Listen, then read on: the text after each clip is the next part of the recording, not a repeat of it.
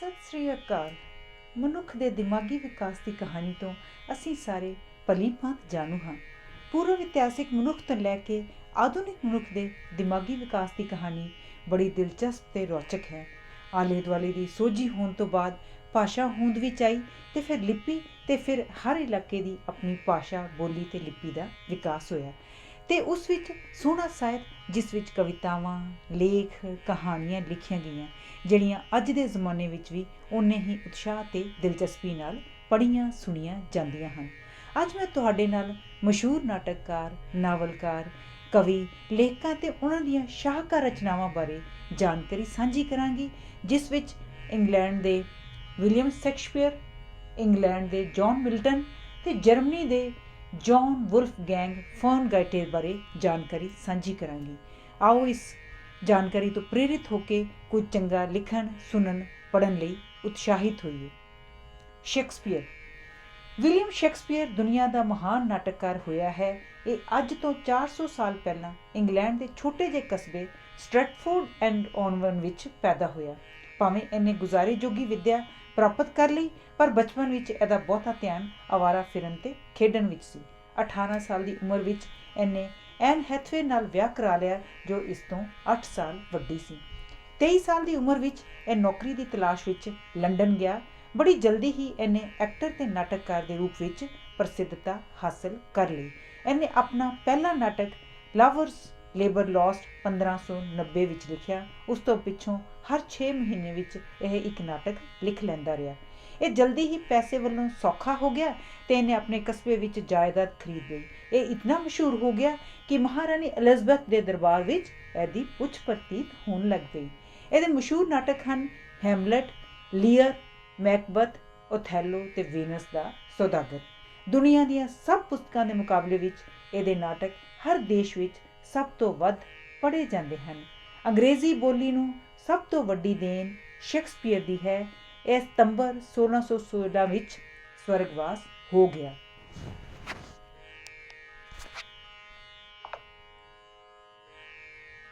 Venus ਦਾ ਸੌਦਾਗਰ। Venus ਸ਼ਹਿਰ ਵਿੱਚ ਇੱਕ ਬੜਾ ਅਮੀਰ ਸੌਦਾਗਰ ਰਹਿੰਦਾ ਸੀ। ਉਹਦਾ ਨਾਂ ਐਂਟੋਨੀਓ ਸੀ। ਉਹਦਾ ਕਾਰੋਬਾਰ ਬੜਾ ਫੈਲਿਆ ਹੋਇਆ ਸੀ ਤੇ ਉਹਦੇ ਕਈ ਸਮੁੰਦਰੀ ਜਹਾਜ਼ ਦੂਰ ਦੇਸ਼ਾਂ ਨਾਲ ਵਪਾਰ ਕਰਦੇ ਸਨ। ਉਹ ਸੁਭਾਅ ਦਾ ਬੜਾ ਨੇਕ ਸੀ। ਦੂਜੇ ਨੂੰ ਦੁਖੀ ਵੇਖ ਕੇ ਉਸਦਾ ਦਿਲ ਮੋਮ ਹੋ ਜਾਂਦਾ ਸੀ। ਉਹ ਆਪਣੇ ਦੋਸਤਾਂ ਲਈ ਆਪਣਾ ਸਭ ਕੁਝ ਵਾਰਨ ਨੂੰ ਤਿਆਰ ਹੋ ਜਾਂਦਾ। ਐਂਟੋਨੀਓ ਦਾ ਇੱਕ ਪੱਕਾ ਦੋਸਤ ਸੀ। ਉਸਦਾ ਨਾਂ ਬਸੈਨੀਓ ਸੀ। ਉਹਦਾ ਹੱਥ ਬੜਾ ਖੁੱਲ੍ਹਾ ਸੀ, ਇਸ ਲਈ ਉਹਨੂੰ ਰੁਪਏ ਪੈਸੇ ਦੀ ਸਦਾ ਥੁੜ ਰਹਿੰਦੀ ਸੀ। ਐਂਟੋਨੀਓ ਹਮੇਸ਼ਾ ਉਹਦੀ ਮਦਦ ਕਰਦਾ ਸੀ। ਉਹ ਬਸੈਨੀਓ ਨੂੰ ਇਤਨਾ ਪਿਆਰ ਕਰਦਾ ਸੀ ਕਿ ਉਹਨੇ ਕਦੇ ਵੀ ਉਹਨੂੰ ਨਾ ਨਹੀਂ ਸੀ ਕੀਤੀ। ਇੱਕ ਵਾਰ ਬਸੈਨੀਓ ਨੂੰ 3000 ਰੁਪਇਆਂ ਦੀ ਲੋੜ ਪੈ ਗਈ, ਕਿਉਂਕਿ ਉਹ ਇੱਕ ਅਮੀਰ ਲੜਕੀ ਨਾਲ ਵਿਆਹ ਕਰਾਉਣਾ ਚਾਹੁੰਦਾ ਸੀ। ਉਸ ਲੜਕੀ ਦਾ ਨਾਂ ਪੋਰਸ਼ੀਆ ਸੀ। ਉਹ ਬੈਲਮੌਂਟ ਦੇ ਸ਼ਹਿਰ ਵਿੱਚ ਰਹਿੰਦੀ ਸੀ। ਪਿਤਾ ਦੇ ਗੁਜ਼ਰ ਜਾਣ ਨਾਲ ਉਹਨੂੰ ਬਹੁਤ ਸਾਰੀ ਜਾਇਦਾਦ ਮਿਲੀ ਸੀ। ਬਸੈਨੀਓ ਦਾ ਖਿਆਲ ਸੀ ਕਿ ਉਹ ਪੋਰਸ਼ੀਆ ਨਾਲ ਵਿਆਹ ਕਰਾ ਕੇ ਅਮੀਰ ਹੋ ਜਾਏਗਾ ਤੇ ਐਂਟੋਨੀਓ ਦਾ ਸਾਰਾ ਕਰਜ਼ਾ ਲਾਹ ਦੇਵੇਗਾ। ਜਦੋਂ ਬਸੈਨੀਓ ਨੇ ਐਂਟੋਨੀਓ ਕੋਲੋਂ 3000 ਰੁਪਏ ਮੰਗੇ ਤਾਂ ਉਹ ਚੁੱਪ ਜਿਹਾ ਕਰ ਗਿਆ। ਉਹਦੇ ਕੋਲ ਉਸ ਵੇਲੇ ਨਗਦ ਰੁਪਏ ਨਹੀਂ ਸਨ। ਉਹਦੇ ਸਮਾਨ ਨਾਲ ਲੱਦੇ ਹੋਏ ਜਹਾਜ਼ ਸਮੁੰਦਰ ਪਾਰ ਦੇਸ਼ਾਂ ਵੱਲ ਗਏ ਹੋਏ ਸਨ। ਇਸ ਔਕੜ ਦੇ ਬਾਵਜੂਦ ਵੀ ਉਹ ਨਹੀਂ ਸੀ ਚਾਹੁੰਦਾ ਕਿ ਉਹ ਬਸੈਨੀਓ ਨੂੰ ਖਾਲੀ ਹੱਥ ਮੋੜ ਦੇਵੇ, ਸੋ ਉਹਨੇ 3000 ਰੁਪਏ ਕਿਸੇ ਕੋਲੋਂ ਉਧਾਰੇ ਫੜ ਕੇ ਬਸੈਨੀਓ ਨੂੰ ਦੇਣ ਦੀ ਸਲਾਹ ਕਰ ਲਈ। ਵੀਨਸ ਵਿੱਚ ਇੱਕ ਯਹੂਦੀ ਸ਼ਾਹੂਕਾਰ ਰਹਿੰਦਾ ਸੀ। ਉਹਦਾ ਨਾਂ ਸ਼ਾਈਲੌਕ ਸੀ। ਉਹ ਲੋਕਾਂ ਨੂੰ ਵਿਆਜ ਤੇ ਰੁਪਏ ਉਧਾਰੇ ਦਿੰਦਾ ਹੁੰਦਾ ਸੀ। ਐਂਟੋਨੀਓ ਵਿਆਜ ਖਾਣਾ ਬੁਰਾ ਸਮਝਦਾ ਸੀ। ਉਹਦਾ ਕਈ ਵਾਰ ਸ਼ਾਈਲੌਕ ਨਾਲ ਵਿਆਜ ਲੈਣ ਬਾਰੇ ਝਗੜਾ ਵੀ ਹੋਇਆ ਸੀ ਤੇ ਉਹਨੇ ਸ਼ਾਈਲੌਕ ਨੂੰ ਇਸ ਬਾਰੇ ਬੁਰਾ ਭਲਾ ਵੀ ਕਿਹਾ ਸੀ। ਬਸੈਨੀਓ ਨੂੰ ਰੁਪਈਆਂ ਦੀ ਸਖਤ ਲੋੜ ਸੀ। ਉਹਨੇ ਸ਼ਾਈਲੌਕ ਤੋਂ ਐਂਟੋਨੀਓ ਦੇ ਨਾਂ ਤੇ ਕਰਜ਼ਾ ਮੰਗਿਆ। ਸ਼ਾਈਲੌਕ ਨੂੰ ਐਂਟੋਨੀਓ ਦੀ ਬਦਕਲਾਮੀ ਯਾਦ ਆ ਗਈ। ਉਹ ਅੱਗੇ ਹੀ ਐਂਟੋਨੀਓ ਤੋਂ ਬਦਲਾ ਲੈਣ ਦੀ ਤਾੜ ਵਿੱਚ ਸੀ। ਉਹਨੂੰ ਰੱਬ ਸਬੱਬੀ ਇਹ ਮੌਕਾ ਹੱਥ ਲੱਗ ਗਿਆ ਤੇ ਉਹ ਕਰਜ਼ਾ ਦੇਣ ਲਈ ਤਿਆਰ ਹੋ ਗਿਆ। ਪਰ ਉਹਨੇ ਸ਼ਰਤ ਇਹ ਰੱਖੀ ਕਿ ਉਹ ਇਸ ਰਕਮ ਦਾ ਸੂਦ ਨਹੀਂ ਲਵੇਗਾ, ਪਰ ਜੇ ਰਕਮ ਨਿਯਤ ਦਿਨ ਤੇ ਨਾ ਮੋੜੀ ਗਈ ਤਾਂ ਐਂਟੋਨੀਓ ਦੇ ਸਰੀਰ ਦਾ ਇੱਕ ਪਾ ਮਾਸ ਲਾ ਲਵੇਗਾ। ਭਾਵੇਂ ਬਸੈਨੀਓ ਇਸ ਸ਼ਰਤ ਨੂੰ ਮੰਨਣ ਲਈ ਤਿਆਰ ਨਹੀਂ ਸੀ, ਪਰ ਐਂਟੋਨੀਓ ਨੇ ਸੋਚਿਆ ਕਿ ਉਹਦੇ ਜਹਾਜ਼ ਛੇਤੀ ਹੀ ਮੁੜ ਆਉਣੇ ਹਨ ਤੇ ਗੱਲ ਇਸ ਨੌਬਤ ਤੱਕ ਨਹੀਂ ਆਉਣ ਲੱਗੀ, ਕਿਉਂਕਿ ਉਸ ਵੇਲੇ ਸਿਰ ਕਰਜ਼ਾ ਚੁਕਾ ਦੇਵੇਗਾ। ਸੋ ਐਂਟੋਨੀਓ ਨੇ ਕਰਜ਼ਾ ਲੈ ਲਿਆ ਤੇ ਇਕਰਾਰਨਾਮੇ ਤੇ ਕਚਹਿਰੀ ਵਿੱਚ ਜਾ ਕੇ ਦਸਤਖਤ ਕਰ ਦਿੱਤੇ। ਸ਼ਾਈਲੌਕ ਦੀ ਇੱਕ ਲੜਕੀ ਸੀ ਜੋ ਬੜੀ ਸੁੰਦਰ ਸੀ। ਉਸ ਦਾ ਨਾਂ ਜੈਸਿਕਾ ਸੀ। ਸ਼ਾਇਲੌਕ ਬੜਾ ਕੰਜੂਸ ਸੀ, ਪਰ ਜੈਸਿਕਾ ਇਹ ਪਸੰਦ ਨਹੀਂ ਸੀ ਕਰਦੀ, ਕਿਉਂਕਿ ਉਹਨੂੰ ਇਸ ਕਾਰਨ ਖਾਣ ਖਰਚਣ ਦੀ ਖੁੱਲ੍ਹ ਨਹੀਂ ਸੀ। ਉਹ ਉੱਥੋਂ ਦੇ ਇੱਕ ਸੁੰਦਰ ਲੜਕੇ ਲੋਰੈਂਜ਼ੋ ਨਾਲ ਵਿਆਹ ਕਰਾਉਣਾ ਚਾਹੁੰਦੀ ਸੀ, ਪਰ ਸ਼ਾਇਲਕ ਇਹ ਰਿਸ਼ਤਾ ਪਸੰਦ ਨਹੀਂ ਸੀ ਕਰਦਾ। ਬਸੈਨੀਓ ਨੇ ਰੁਪਏ ਲੈ ਕੇ ਜਹਾਜ਼ ਰਾਹੀਂ ਬੈਲਮੋਂਟ ਜਾਣ ਦੀ ਤਿਆਰੀ ਆਰੰਭ ਕਰ ਦਿੱਤੀ। ਬਸੈਨੀਓ ਦੇ ਦੋਸਤਾਂ ਨੇ ਉਹਦੀ ਦਾਵਤ ਕੀਤੀ, ਜਿਸ ਵਿੱਚ ਸ਼ਾਇਲੌਕ ਨੂੰ ਵੀ ਸੱਦਿਆ ਗਿਆ। ਜਦੋਂ ਸ਼ਾਇਲੌਕ ਘਰੋਂ ਚਲਾ ਗਿਆ ਤਾਂ ਜੈਸਿਕਾ ਮੁੰਡਿਆਂ ਵਾਲੇ ਕੱਪੜੇ ਪਾ ਕੇ ਲੋਰੈਂਜ਼ੋ ਨਾਲ ਘਰੋਂ ਚਲੀ ਗਈ। ਜਦੋਂ ਸ਼ਾਇਲੌਕ ਵਾਪਸ ਆਇਆ ਤਾਂ ਉਹ ਉੱਚੀ ਉੱਚੀ ਢਾਈਆਂ ਮਾਰ ਕੇ ਰੋਣ ਲੱਗ ਪਿਆ ਕਿ ਉਹਦੀ ਲੜਕੀ ਉਹਨੂੰ ਲੁੱਟ-ਪੁੱਟ ਕੇ ਚਲੀ ਗਈ ਹੈ। ਉਹਨੂੰ ਸ਼ੱਕ ਹੋਇਆ ਕਿ ਉਹ ਜ਼ਰੂਰ ਬਸੈਨੀਓ ਦੇ ਜਹਾਜ਼ ਵਿੱਚ ਗਈ ਹੈ, ਇਸ ਲਈ ਉਹ ਵੀਨਸ ਤੇ ਡਿਊਕ ਨੂੰ ਨਾਲ ਲੈ ਕੇ ਜਹਾਜ਼ ਦੀ ਤਲਾਸ਼ੀ ਲੈਣ ਲਈ ਆਇਆ, ਪਰ ਜਹਾਜ਼ ਉੱਥੋਂ ਚੱਲ ਚੁੱਕਾ ਸੀ। ਬਸੈਨੀਓ ਬੈਲਮੋਂਟ ਪਹੁੰਚ ਕੇ ਪੋਰਸ਼ੀਆ ਨੂੰ ਮਿਲਿਆ। ਪੋਰਸ਼ੀਆ ਦੇ ਪਿਤਾ ਨੇ ਮਰਨ ਤੋਂ ਪਹਿਲਾਂ ਇਹ ਵਸੀਅਤ ਕੀਤੀ ਸੀ ਕਿ ਪੋਰਸ਼ੀਆ ਸਿਰਫ ਉਸ ਆਦਮੀ ਨਾਲ ਸ਼ਾਦੀ ਕਰ ਸਕਦੀ ਹੈ ਜਿਹੜਾ ਇਹ ਬੁੱਝ ਲਵੇ ਕਿ ਪੋਰਸ਼ੀਆ ਦੀ ਤਸਵੀਰ ਉਹਨਾਂ 3 ਡੱਬਿਆਂ ਵਿੱਚੋਂ ਜਿਹੜੇ ਉਹ ਪੋਰਸ਼ੀਆ ਨੂੰ ਦੇ ਗਿਆ ਸੀ ਕਿਸ ਵਿੱਚ ਹੈ। ਇਹਨਾਂ ਵਿੱਚ ਇੱਕ ਸੋਨੇ ਦਾ ਡੱਬਾ ਸੀ, ਦੂਜਾ ਚਾਂਦੀ ਦਾ ਤੇ ਤੀਜਾ ਸਿੱਕੇ ਦਾ ਸੀ। ਪੋਰਸ਼ੀਆ ਨਾਲ ਵਿਆਹ ਕਰਨ ਦੇ ਚਾਹਵਾਨ ਆਉਂਦੇ ਸਨ, ਪਰ ਉਹ ਅਸਫਲ ਰਹਿੰਦੇ ਸਨ। ਬਸੈਨੀਓ ਪੋਰਸ਼ੀਆ ਨਾਲ ਸੱਚਾ ਪਿਆਰ ਕਰਦਾ ਸੀ। ਉਹਨੇ ਝੱਟ ਉਹ ਡੱਬਾ ਲੱਭ ਲਿਆ ਜਿਸ ਵਿੱਚ ਪੋਰਸ਼ੀਆ ਦੀ ਤਸਵੀਰ ਸੀ। ਇਸ ਤੇ ਉਹਦੀ ਸ਼ਾਦੀ ਪੋਰਸ਼ੀਆ ਨਾਲ ਹੋ ਗਈ। ਨਾਲ ਹੀ ਪੋਰਸ਼ੀਆ ਦੀ ਨੌਕਰਾਨੀ ਨੈਰੇਸਾ ਦੀ ਸ਼ਾਦੀ ਵੀ ਬਸੈਨੀਓ ਦੇ ਮਿੱਤਰ ਗ੍ਰੇਸ਼ੀਆਨੋ ਨਾਲ ਹੋ ਗਈ। ਜਿਸ ਦਿਨ ਬਸੈਨੀਓ ਦਾ ਵਿਆਹ ਹੋਇਆ, ਉਸੇ ਦਿਨ ਵੀਨਸ ਤੋਂ ਖਬਰ ਆਈ ਕਿ ਐਂਟੋਨੀਓ ਨੂੰ ਜਹਾਜ਼ਾਂ ਦਾ ਨੁਕਸਾਨ ਹੋ ਗਿਆ ਹੈ। ਇਸ ਲਈ ਉਹ ਇਕਰਾਰ ਅਨੁਸਾਰ ਸ਼ਾਇਲਕ ਦਾ ਕਰਜ਼ਾ ਨਹੀਂ ਚੁਕਾ ਸਕਿਆ। ਸ਼ਾਇਲੌਕ ਵੀ ਬੜਾ ਖੁਸ਼ ਫਿਰ ਰਿਹਾ ਸੀ ਕਿ ਉਹ ਹੁਣ ਐਂਟੋਨੀਓ ਉਸਦੇ ਕਾਬੂ ਆ ਗਿਆ ਹੈ। ਸ਼ਾਇਲੌਕ ਨੇ ਐਂਟੋਨੀਓ ਨੂੰ ਗ੍ਰਿਫਤਾਰ ਕਰਾ ਦਿੱਤਾ ਤੇ ਉਹਦੇ ਸਰੀਰ ਤੋਂ ਇੱਕ ਪਾ ਮਾਸ ਲੈਣ ਲਈ ਤਿਆਰੀ ਕਰਨ ਲੱਗਾ। ਇਹ ਖਬਰ ਸੁਣਦਿਆਂ ਹੀ ਬਸੈਨੀਓ ਆਪਣੇ ਮਿੱਤਰ ਗ੍ਰੇਸ਼ੀਆਨੋ ਨਾਲ ਵੀਨਸ ਤੁਰ ਪਿਆ ਤਾਂ ਜੋ ਸ਼ਾਇਲੌਕ ਦੀ ਸਾਰੀ ਰਕਮ ਚੁਕਾ ਕੇ ਐਂਟੋਨੀਓ ਦੀ ਜਾਨ ਬਚਾਈ ਜਾਏ। ਪੋਰਸ਼ੀਆ ਨੇ ਵੀ ਐਂਟੋਨੀਓ ਦੀ ਮਦਦ ਲਈ ਇੱਕ ਵਿਉਂਤ ਸੋਚੀ। ਉਹਨੇ ਆਪਣਾ ਨੌਕਰ ਭੇਜ ਕੇ ਇੱਕ ਵਿਦਵਾਨ ਵਕੀਲ ਬਲੈਰੀਓ ਜੋ ਉਹਦੀ ਸਰਕਾਰੀ ਪੁਸ਼ਾਕ ਮੰਗਵਾ ਲਈ ਤੇ ਆਪਣੀ ਨੌਕਰਾਨੀ ਨੈਰੀਸਾ ਨਾਲ ਭੇਸ ਵਟਾ ਕੇ ਕਿਸੇ ਨੂੰ ਪਤਾ ਲੱਗੇ ਬਿਨਾਂ ਵੀਨਸ ਜਾ ਪਹੁੰਚੀ। ਐਂਟੋਨੀਓ ਦੇ ਮੁਕੱਦਮੇ ਦਾ ਦਿਨ ਆ ਪਹੁੰਚਿਆ। ਜਦੋਂ ਡਿਊਕ ਦੀ ਕਚਹਿਰੀ ਵਿੱਚ ਸ਼ਾਇਲੌਕ ਤੇ ਐਂਟੋਨੀਓ ਹਾਜ਼ਰ ਹੋਏ ਤਾਂ ਉਹਨੇ ਸ਼ਾਇਲੌਕ ਨੂੰ ਬਥੇਰਾ ਸਮਝਾਇਆ ਕਿ ਉਹ ਜਿੰਨੀ ਮਰਜ਼ੀ ਰਕਮ ਲੈ ਲਵੇ, ਪਰ ਉਹ ਉਸਦੇ ਨੇਕ ਦਿਲ ਐਂਟੋਨੀਓ ਨੂੰ ਇਸ ਤਰ੍ਹਾਂ ਨਾ ਮਾਰੇ। ਪਰ ਸ਼ਾਇਲੌਕ ਆਪਣੇ ਅਗਲੇ ਪਿਛਲੇ ਬਦਲੇ ਚੁਕਾਉਣਾ ਚਾਹੁੰਦਾ ਸੀ, ਇਸ ਲਈ ਉਹ ਅੜਿਆ ਰਿਹਾ। ਉਹ ਆਖਦਾ ਸੀ, ਮੈਨੂੰ ਰੁਪਇਆਂ ਦੀ ਕੀ ਪਰਵਾਹ ਪਈ ਹੈ, ਮੈਂ ਇਸ ਨੂੰ ਸਬਕ ਸਿਖਾਉਣਾ ਚਾਹੁੰਦਾ ਹਾਂ। ਡਿਊਕ ਨੇ ਸ਼ਾਇਲੌਕ ਨੂੰ ਬਹੁਤ ਸਮਝਾਇਆ, ਪਰ ਉਹਨੇ ਇੱਕ ਨਾ ਮੰਨੀ। ਸ਼ਾਇਲੌਕ ਨੇ ਕਿਹਾ ਉਹ ਐਂਟੋਨੀਓ ਨਾਲ ਬੜੀ ਨਫ਼ਰਤ ਕਰਦਾ ਹੈ, ਇਸ ਲਈ ਉਹ ਸਿਵਾਏ ਉਸਦੇ ਮਾਸ ਦੇ ਹੋਰ ਕੁਝ ਨਹੀਂ ਚਾਹੁੰਦਾ। ਬਸੈਨੀਓ ਨੇ ਵੀ ਸ਼ਾਇਲੌਕ ਨੂੰ ਹਰ ਤਰ੍ਹਾਂ ਆਪਣੀ ਅੜੀ ਤੋਂ ਬਾਜ਼ ਆਉਣ ਲਈ ਕਿਹਾ, ਪਰ ਉਹ ਆਪਣੀ ਗੱਲ ਤੋਂ ਨਾ ਬਾਜ਼ ਆਇਆ। ਉਧਰ ਡਿਊਕ ਨੇ ਵਕੀਲ ਬਲੈਰੀਓ ਨੂੰ ਇਹ ਮੁਕੱਦਮਾ ਸੁਣਨ ਲਈ ਬੁਲਾਇਆ ਹੋਇਆ ਸੀ। ਉਹ ਬਿਮਾਰੀ ਦੇ ਕਾਰਨ ਆਪ ਤਾਂ ਨਾ ਆ ਸਕਿਆ, ਪਰ ਉਹਨੇ ਇੱਕ ਖੱਤ ਭੇਜਿਆ ਜਿਸ ਵਿੱਚ ਉਹਨੇ ਦੱਸਿਆ ਕਿ ਉਹਦੀ ਥਾਂ ਇੱਕ ਬੜਾ ਲਾਇਕ ਵਕੀਲ ਬੈਲਥਾਜ਼ਰ ਪੇਸ਼ ਹੋ ਰਿਹਾ ਹੈ ਜੋ ਇਸ ਮੁਕੱਦਮੇ ਨੂੰ ਪੂਰੀ ਤਰ੍ਹਾਂ ਨਿਪਟਾਏਗਾ। ਵਕੀਲ ਬੈਲਥਾਜ਼ਰ ਦੇ ਰੂਪ ਵਿੱਚ ਪੋਰਸ਼ੀਆ ਆਪ ਸੀ ਤੇ ਉਹਨੇ ਉਹਦੇ ਨਾਲ ਨੌਕਰਾਨੀ ਨੈਰੀਸਾ ਸੀ। ਦੋਹਾਂ ਨੇ ਇਤਨੀ ਅੱਛੀ ਤਰ੍ਹਾਂ ਭੇਸ ਵਟਾਏ ਹੋਏ ਸਨ, ਕਿਸੇ ਨੂੰ ਪਤਾ ਤੱਕ ਨਾ ਲੱਗ ਸਕਿਆ ਕਿ ਉਹ ਕੌਣ ਹਨ। ਕਚਹਿਰੀ ਵਿੱਚ ਦਾਖਲ ਹੋਣ ਤੇ ਪੋਰਸ਼ੀਆ ਦਾ ਪੂਰੀ ਤਰ੍ਹਾਂ ਸਵਾਗਤ ਕੀਤਾ ਗਿਆ। ਉਹਨੇ ਮੁਕੱਦਮਾ ਸ਼ੁਰੂ ਕਰਦਿਆਂ ਹੀ ਇਹ ਮੰਨ ਲਿਆ ਕਿ ਇਹ ਠੀਕ ਹੈ ਕਿ ਸ਼ਾਇਲੌਕ ਇਨਸਾਫ ਮੰਗ ਰਿਹਾ ਹੈ। ਜੋ ਕੁਝ ਵੀ ਉਹ ਮੰਗ ਰਿਹਾ ਹੈ ਉਹ ਇਕਰਾਰਨਾਮੇ ਅਨੁਸਾਰ ਹੈ ਤੇ ਉਹਨੂੰ ਇਨਸਾਫ ਜ਼ਰੂਰ ਮਿਲੇਗਾ। ਫਿਰ ਵੀ ਉਹਨੇ ਪੁਰਜ਼ੋਰ ਸ਼ਬਦਾਂ ਵਿੱਚ ਸ਼ਾਇਲੌਕ ਅੱਗੇ ਅਪੀਲ ਕੀਤੀ ਕਿ ਉਹ ਕੁਝ ਤਰਸ ਕਰੇ ਤੇ ਰੱਬ ਦਾ ਖੌਫ ਕਰੇ। ਰੱਬ ਤਰਸ ਖਾ ਕੇ ਬੰਦੇ ਨੂੰ ਬਖਸ਼ ਦਿੰਦਾ ਹੈ। ਜੇ ਰੱਬ ਪੂਰਾ ਇਨਸਾਫ ਕਰਨ ਲੱਗੇ ਤਾਂ ਕੋਈ ਆਦਮੀ ਵੀ ਸਜ਼ਾ ਤੋਂ ਨਾ ਬਚ ਸਕੇ। ਬਾਦਸ਼ਾਹਾਂ ਨੂੰ ਤਖਤ ਅਤੇ ਤਾਜ ਤੋਂ ਵੀ ਉੱਚੀ ਵਸਤ ਉਸ ਵਿੱਚ ਦੂਜਿਆਂ ਤੇ ਤਰਸ ਕਰਨ ਦੀ ਸ਼ਕਤੀ ਹੈ, ਇਸ ਲਈ ਸ਼ਾਇਲੌਕ ਨੂੰ ਵੀ ਤਰਸ ਕਰਨਾ ਚਾਹੀਦਾ ਹੈ। ਪਰ ਪੱਥਰ ਦਿਲ ਸ਼ਾਇਲੌਕ ਤੇ ਇਸ ਗੱਲ ਦਾ ਕੋਈ ਅਸਰ ਨਾ ਹੋਇਆ। ਉਹਨੇ ਸ਼ਾਇਲੌਕ ਨੂੰ ਮਨਾਉਣ ਲਈ ਇੱਥੋਂ ਤੱਕ ਵੀ ਕਿਹਾ ਕਿ ਉਹ ਦੂਣੀ ਰਕਮ ਦੇਣ ਨੂੰ ਤਿਆਰ ਹੈ, ਪਰ ਸ਼ਾਇਲੌਕ ਨੇ ਸਿਰ ਫੇਰ ਦਿੱਤਾ। ਉਹਨੇ ਫਿਰ ਇਨਸਾਫ ਦੀ ਮੰਗ ਕੀਤੀ।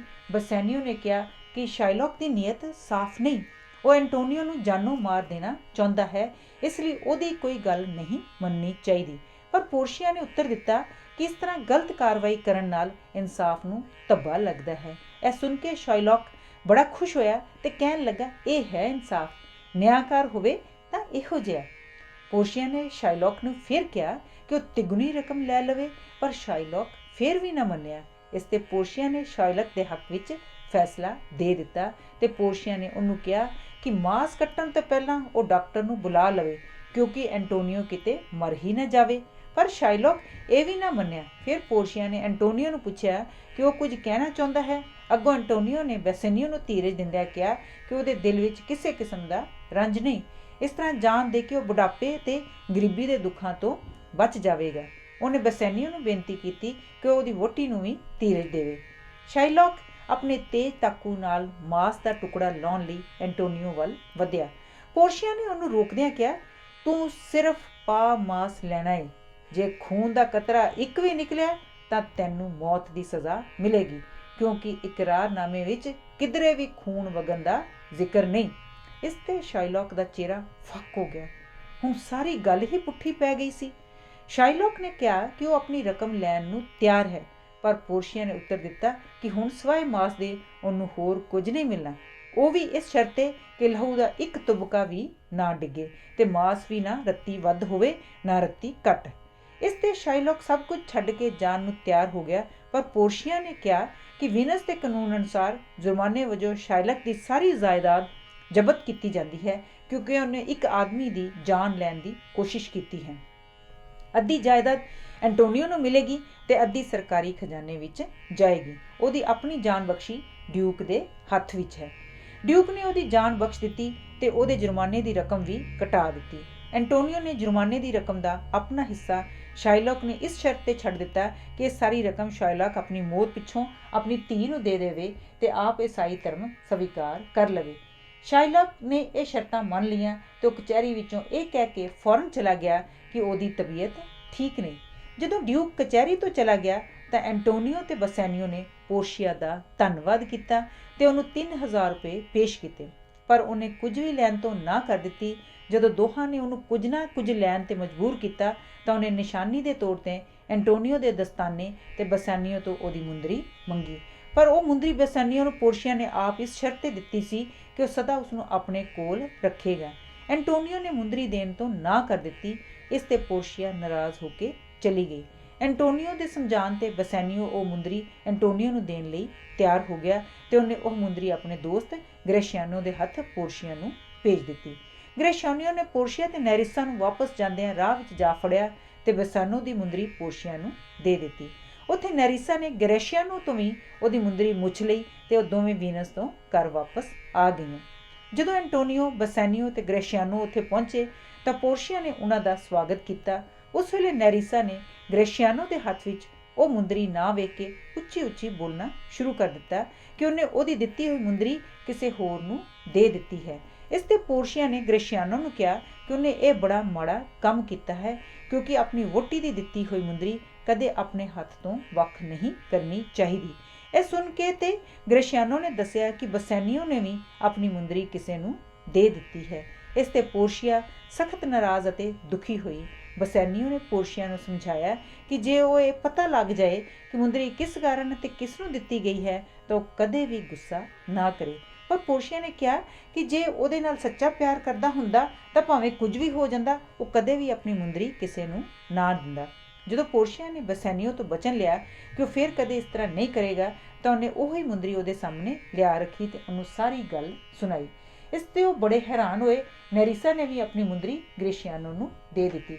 ਉਸੇ ਵੇਲੇ ਪੋਰਸ਼ੀਆ ਨੇ ਇੱਕ ਚਿੱਠੀ ਐਂਟੋਨੀਓ ਨੂੰ ਦਿੱਤੀ, ਜਿਸ ਵਿੱਚ ਇਤਲਾਹ ਸੀ ਕਿ ਉਹਦੇ ਸਾਰੇ ਜਹਾਜ਼ ਠੀਕ ਠਾਕ ਸਮਾਨ ਸਮੇਤ ਵਾਪਸ ਆ ਗਏ ਹਨ।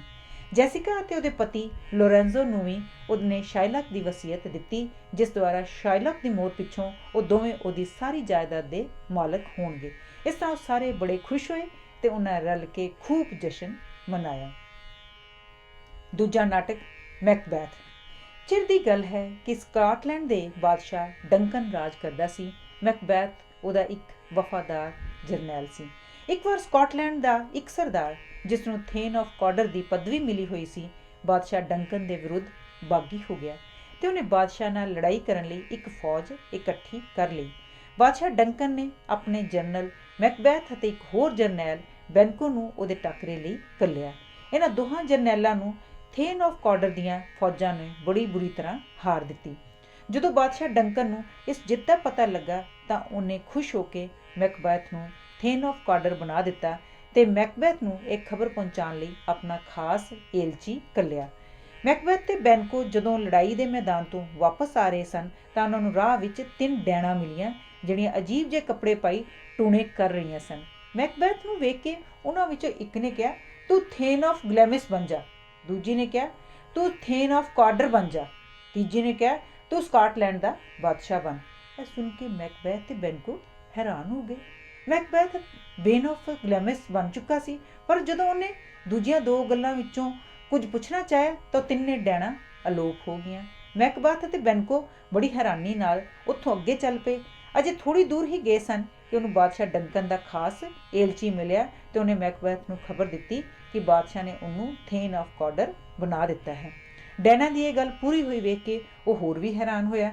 ਮੈਕਬੈਥ ਦੇ ਦਿਲ ਵਿੱਚ ਇਹ ਯਕੀਨ ਹੋ ਗਿਆ ਕਿ ਡੈਨਾ ਦੀ ਕਹੀ ਹੋਈ ਗੱਲ ਤੀਜੀ ਗੱਲ ਵੀ ਜ਼ਰੂਰ ਸੱਚੀ ਨਿਕਲੇਗੀ। ਇਸ ਤਰ੍ਹਾਂ ਉਹ ਬਾਦਸ਼ਾਹ ਬਣਨ ਦੇ ਸੁਪਨੇ ਲੈਣ ਲੱਗ ਪਿਆ। ਮੈਕਬੈਥ ਦੀ ਵਹੁਟੀ ਇੱਕ ਪੱਥਰ ਦਿਲ ਔਰਤ ਸੀ। ਉਹ ਆਪਣੀ ਖਾਹਿਸ਼ ਨੂੰ ਪੂਰਾ ਕਰਨ ਲਈ ਸਭ ਕੁਝ ਕਰਨ ਨੂੰ ਤਿਆਰ ਸੀ। ਜਦੋਂ ਉਹਨੂੰ ਮੈਕਬੈਥ ਦੇ ਖੱਤ ਤੋਂ ਡੈਨਾ ਦੀ ਭਵਿੱਖਤਬਾਣੀ ਦਾ ਪਤਾ ਲੱਗਾ ਤਾਂ ਉਹਦੇ ਅੰਦਰ ਸਕਾਟਲੈਂਡ ਦੀ ਰਾਣੀ ਬਣਨ ਦੀ ਹਵਸ ਜਾਗ ਪਈ ਤੇ ਉਹਨੇ ਬਾਦਸ਼ਾਹ ਡੰਕਨ ਨੂੰ ਕਤਲ ਕਰ ਦੇਣ ਦਾ ਮਨਸੂਬਾ ਬਣਾ ਲਿਆ। ਬਾਦਸ਼ਾਹ ਡੰਕਨ ਮੈਕਬੈਥ ਨਾਲ ਇਤਨਾ ਖੁਸ਼ ਸੀ ਕਿ ਉਹ ਆਪ ਉਹਨੂੰ ਮਿਲਣ ਲਈ ਆਇਆ ਤੇ ਰਾਤ ਮੈਕਬੈਥ ਦੇ ਕਿਲੇ ਵਿੱਚ ਠਹਿਰ ਪਿਆ। ਡੰਕਨ ਦੇ ਦੋਵੇਂ ਪੁੱਤਰ ਮੈਲਕਾਲਮ ਤੇ ਡੌਨ ਲਬੈਨ ਵੀ ਉਹਦੇ ਨਾਲ ਸਨ। ਮੈਕਬੈਥ ਦੀ ਵਹੁਟੀ ਨੇ ਮੈਕਬੈਥ ਨੂੰ ਬਾਦਸ਼ਾਹ ਨੂੰ ਕਤਲ ਕਰਨ ਦੇ ਮਨਸੂਬੇ ਵੱਲੋਂ ਦੱਸਿਆ। ਉਹਨੇ ਕਿਹਾ ਕਿ ਰਾਤ ਵੇਲੇ ਜਦ ਬਾਦਸ਼ਾਹ ਸੁੱਤਾ ਪਿਆ ਹੋਵੇ ਤਾਂ ਉਹ ਬਾਦਸ਼ਾਹ ਨੂੰ ਜਾਨੋਂ ਮਾਰ ਦੇਵੇ। ਮੈਕਬੈਥ ਇਸ ਤਰ੍ਹਾਂ ਕਰਨ ਤੋਂ ਕੁਝ ਝਿਜਕਦਾ ਸੀ, ਪਰ ਉਹਦੀ ਵਹੁਟੀ ਉਹਨੂੰ ਇਸੇ ਤਰ੍ਹਾਂ ਕਰਨ ਲਈ ਹੱਲਾਸ਼ੇਰੀ ਦਿੰਦੀ ਰਹੀ। ਸੋ ਮੈਕਬੈਥ ਨੇ ਆਪਣੇ ਦਿਲ ਨੂੰ ਮਜ਼ਬੂਤ ਕਰਕੇ ਸੁੱਤੇ ਪਏ ਬਾਦਸ਼ਾਹ ਨੂੰ ਛੁਰੇ ਨਾਲ ਮਾਰ ਦਿੱਤਾ। ਪਰ ਉਹ ਇਸ ਘਬਰਾਹਟ ਵਿੱਚ ਛੁਰੇ ਨੂੰ ਨਾਲ ਹੀ ਆਪਣੇ ਕਮਰੇ ਵਿੱਚ ਲੈ ਆਇਆ ਜਿੱਥੇ ਉਹਦੀ ਵਹੁਟੀ ਉਹਦੀ ਉਡੀਕ ਕਰ ਰਹੀ ਸੀ। ਉਹਦੀ ਵਹੁਟੀ ਨੇ ਉਹਨੂੰ ਕਿਹਾ ਕਿ ਛੁਰੇ ਨੂੰ ਬਾਦਸ਼ਾਹ ਲਾਗੇ ਸੁੱਤੇ ਪਏ ਆਦਮੀਆਂ ਕੋਲ ਹੀ ਛੱਡ ਆਉਣਾ ਚਾਹੀਦਾ ਸੀ।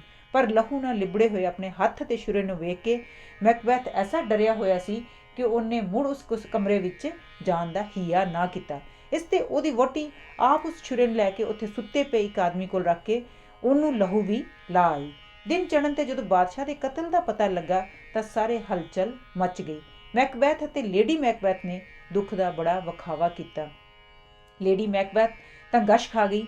ਬਾਦਸ਼ਾਹ ਦੇ ਦੋਵੇਂ ਪੁੱਤਰ ਡਰਦੇ ਮਾਰੇ ਉੱਥੋਂ ਭੱਜ ਗਏ। ਮੈਕਬੈਥ ਨੇ ਬਾਦਸ਼ਾਹ ਦੇ ਕਤਲ ਦਾ ਦੋਸ਼ ਉਹਦੇ ਪੁੱਤਰਾਂ ਤੇ ਥੱਪਿਆ। ਪੁੱਤਰਾਂ ਦੀ ਗੈਰ ਹਾਜ਼ਰੀ ਵਿੱਚ ਤਖਤ ਦਾ ਵਾਰਸ ਮੈਕਬੈਥ ਬਣਦਾ ਸੀ, ਸੋ ਉਹ ਬਾਦਸ਼ਾਹ ਬਣ ਗਿਆ। ਇਸ ਤਰ੍ਹਾਂ ਡੈਨਾ ਦੀ ਤੀਜੀ ਗੱਲ ਵੀ ਸੱਚੀ ਹੋ ਗਈ। ਬਾਦਸ਼ਾਹ ਬਣ ਕੇ ਵੀ ਮੈਕਬੈਥ ਨੂੰ ਤਸੱਲੀ ਨਾ ਹੋਈ। ਡੈਨਾ ਨੇ ਬੈਨਕੋ ਨੂੰ ਕਿਹਾ ਸੀ ਕਿ ਤੇਰਾ ਪੁੱਤਰ ਵੀ ਤਖਤ ਤੇ ਬੈਠੇਗਾ। ਹੁਣ ਮੈਕਬੈਥ ਬੈਨਕੋ ਅਤੇ ਉਹਦੇ ਪੁੱਤਰ ਨੂੰ ਵੀ ਖਤਮ ਕਰ ਦੇਣਾ ਚਾਹੁੰਦਾ ਸੀ ਤਾਂ ਜੋ ਸਕਾਟਲੈਂਡ ਦਾ ਰਾਜ ਉਹਦੇ ਹੀ ਖਾਨਦਾਨ ਵਿੱਚ ਰਹੇ। ਸੋ ਉਹਨੇ ਇੱਕ ਰਾਤ ਬੈਨਕੋ ਅਤੇ ਉਹਦੇ ਪੁੱਤਰ ਨੂੰ ਖਾਣੇ ਤੇ ਸੱਦਿਆ। ਨਾਲ ਹੀ ਉਹਨਾਂ ਨੂੰ ਰਾਹ ਵਿੱਚ ਪਾਰ ਬੁਲਾ ਦੇਣ ਲਈ ਮੈਕਬੈਥ ਨੇ 3 ਆਦਮੀ ਤਿਆਰ ਕੀਤੇ। ਉਹਨਾਂ ਕਾਤਲਾਂ ਨੇ ਰਾਤ ਵੇਲੇ ਬੈਠ ਕੇ ਬੈਨਕੋ ਰਾਹ ਵਿੱਚ ਘੇਰ ਕੇ ਜਾਨੋਂ ਮਾਰ ਸੁੱਟਿਆ, ਪਰ ਉਹਦਾ ਪੁੱਤਰ ਜਾਨ ਬਚਾ ਕੇ ਉਹਨਾਂ ਦੇ ਹੱਥੋਂ ਨਿਕਲ ਗਿਆ। ਉਧਰ ਮੈਕਬੈਥ ਅਤੇ ਉਹਦੀ ਵਹੁਟੀ ਆਪਣੇ ਹੋਰ ਪ੍ਰਾਹੁਣਿਆਂ ਨਾਲ ਜਸ਼ਨ ਮਨਾ ਰਹੇ ਸਨ। ਉਹ ਬੈਨਕੋ ਦੇ ਕਤਲ ਤੇ ਪੋਚਾ ਪਾਉਣ ਲਈ ਆਖ ਰਹੇ ਸਨ ਕਿ ਬੈਨਕੋ ਇਕਰਾਰ ਕਰਕੇ ਵੀ ਨਹੀਂ ਆਇਆ ਤੇ ਉਹਦੇ ਨਾ ਆਉਣ ਕਰਕੇ ਵੀ ਕੁਝ ਵੀ ਸਵਾਦ ਨਹੀਂ ਆਇਆ। ਮੈਕਬੈਥ ਇਸ ਤਰ੍ਹਾਂ ਇਸ ਲਈ ਆਖ ਰਿਹਾ ਸੀ ਤਾਂ ਜੋ ਕਿਸੇ ਨੂੰ ਬੈਨਕੋ ਦੇ ਕਤਲ ਵੱਲੋਂ ਸ਼ੱਕ ਨਾ ਪਵੇ, ਕਿਉਂਕਿ ਉਹਨੂੰ ਬੈਨਕੋ ਦੇ ਕਤਲ ਦੀ ਥੋੜਾ ਚਿਰ ਪਹਿਲਾਂ ਹੀ ਖਬਰ ਮਿਲ ਚੁੱਕੀ ਸੀ। ਮੈਕਬੈਥ ਨੇ ਇਤਨਾ ਹੀ ਕਿਹਾ ਸੀ ਕਿ ਮੈਕਬੈਥ ਦਾ ਭੂਤ ਉਹਦੀ ਕੁਰਸੀ ਤੇ ਆ ਕੇ ਬੈਠ ਗਿਆ। ਬੈਨਕੋ ਦਾ ਭੂਤ ਸਿਵਾਏ ਮੈਕਬੈਥ ਦੇ ਕਿਸੇ ਨੂੰ ਨਜ਼ਰ ਨਹੀਂ ਸੀ ਆ ਰਿਹਾ।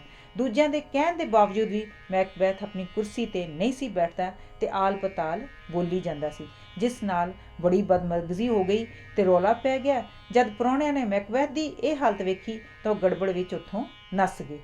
ਮੈਕਬੈਥ ਆਪਣੇ ਸ਼ੱਕ ਤੇ ਡਰ ਨੂੰ ਦੂਰ ਕਰਨ ਲਈ ਫਿਰ ਉਹਨਾਂ ਡੈਨਾ ਨੂੰ ਮਿਲਣ ਗਿਆ। ਡੈਨਾ ਉਸੇ ਵੇਲੇ ਇੱਕ ਵੱਡੇ ਸਾਰੇ ਕੜਾਹੇ ਵਿੱਚ ਡੱਡੂ, ਸੱਪ, ਜਾਨਵਰਾਂ ਦੀਆਂ ਆਂਦਰਾਂ ਤੇ ਹੋਰ ਨਿੱਕੜ ਸੁੱਕੜ ਰਿੰਨ ਰਹੀਆਂ ਸਨ ਤੇ ਉਹਦੇ ਆਲੇ ਦੁਆਲੇ ਟੂਣਾ ਪੜਦੀਆਂ ਹੋਈਆਂ ਘੁੰਮ ਰਹੀਆਂ ਸਨ।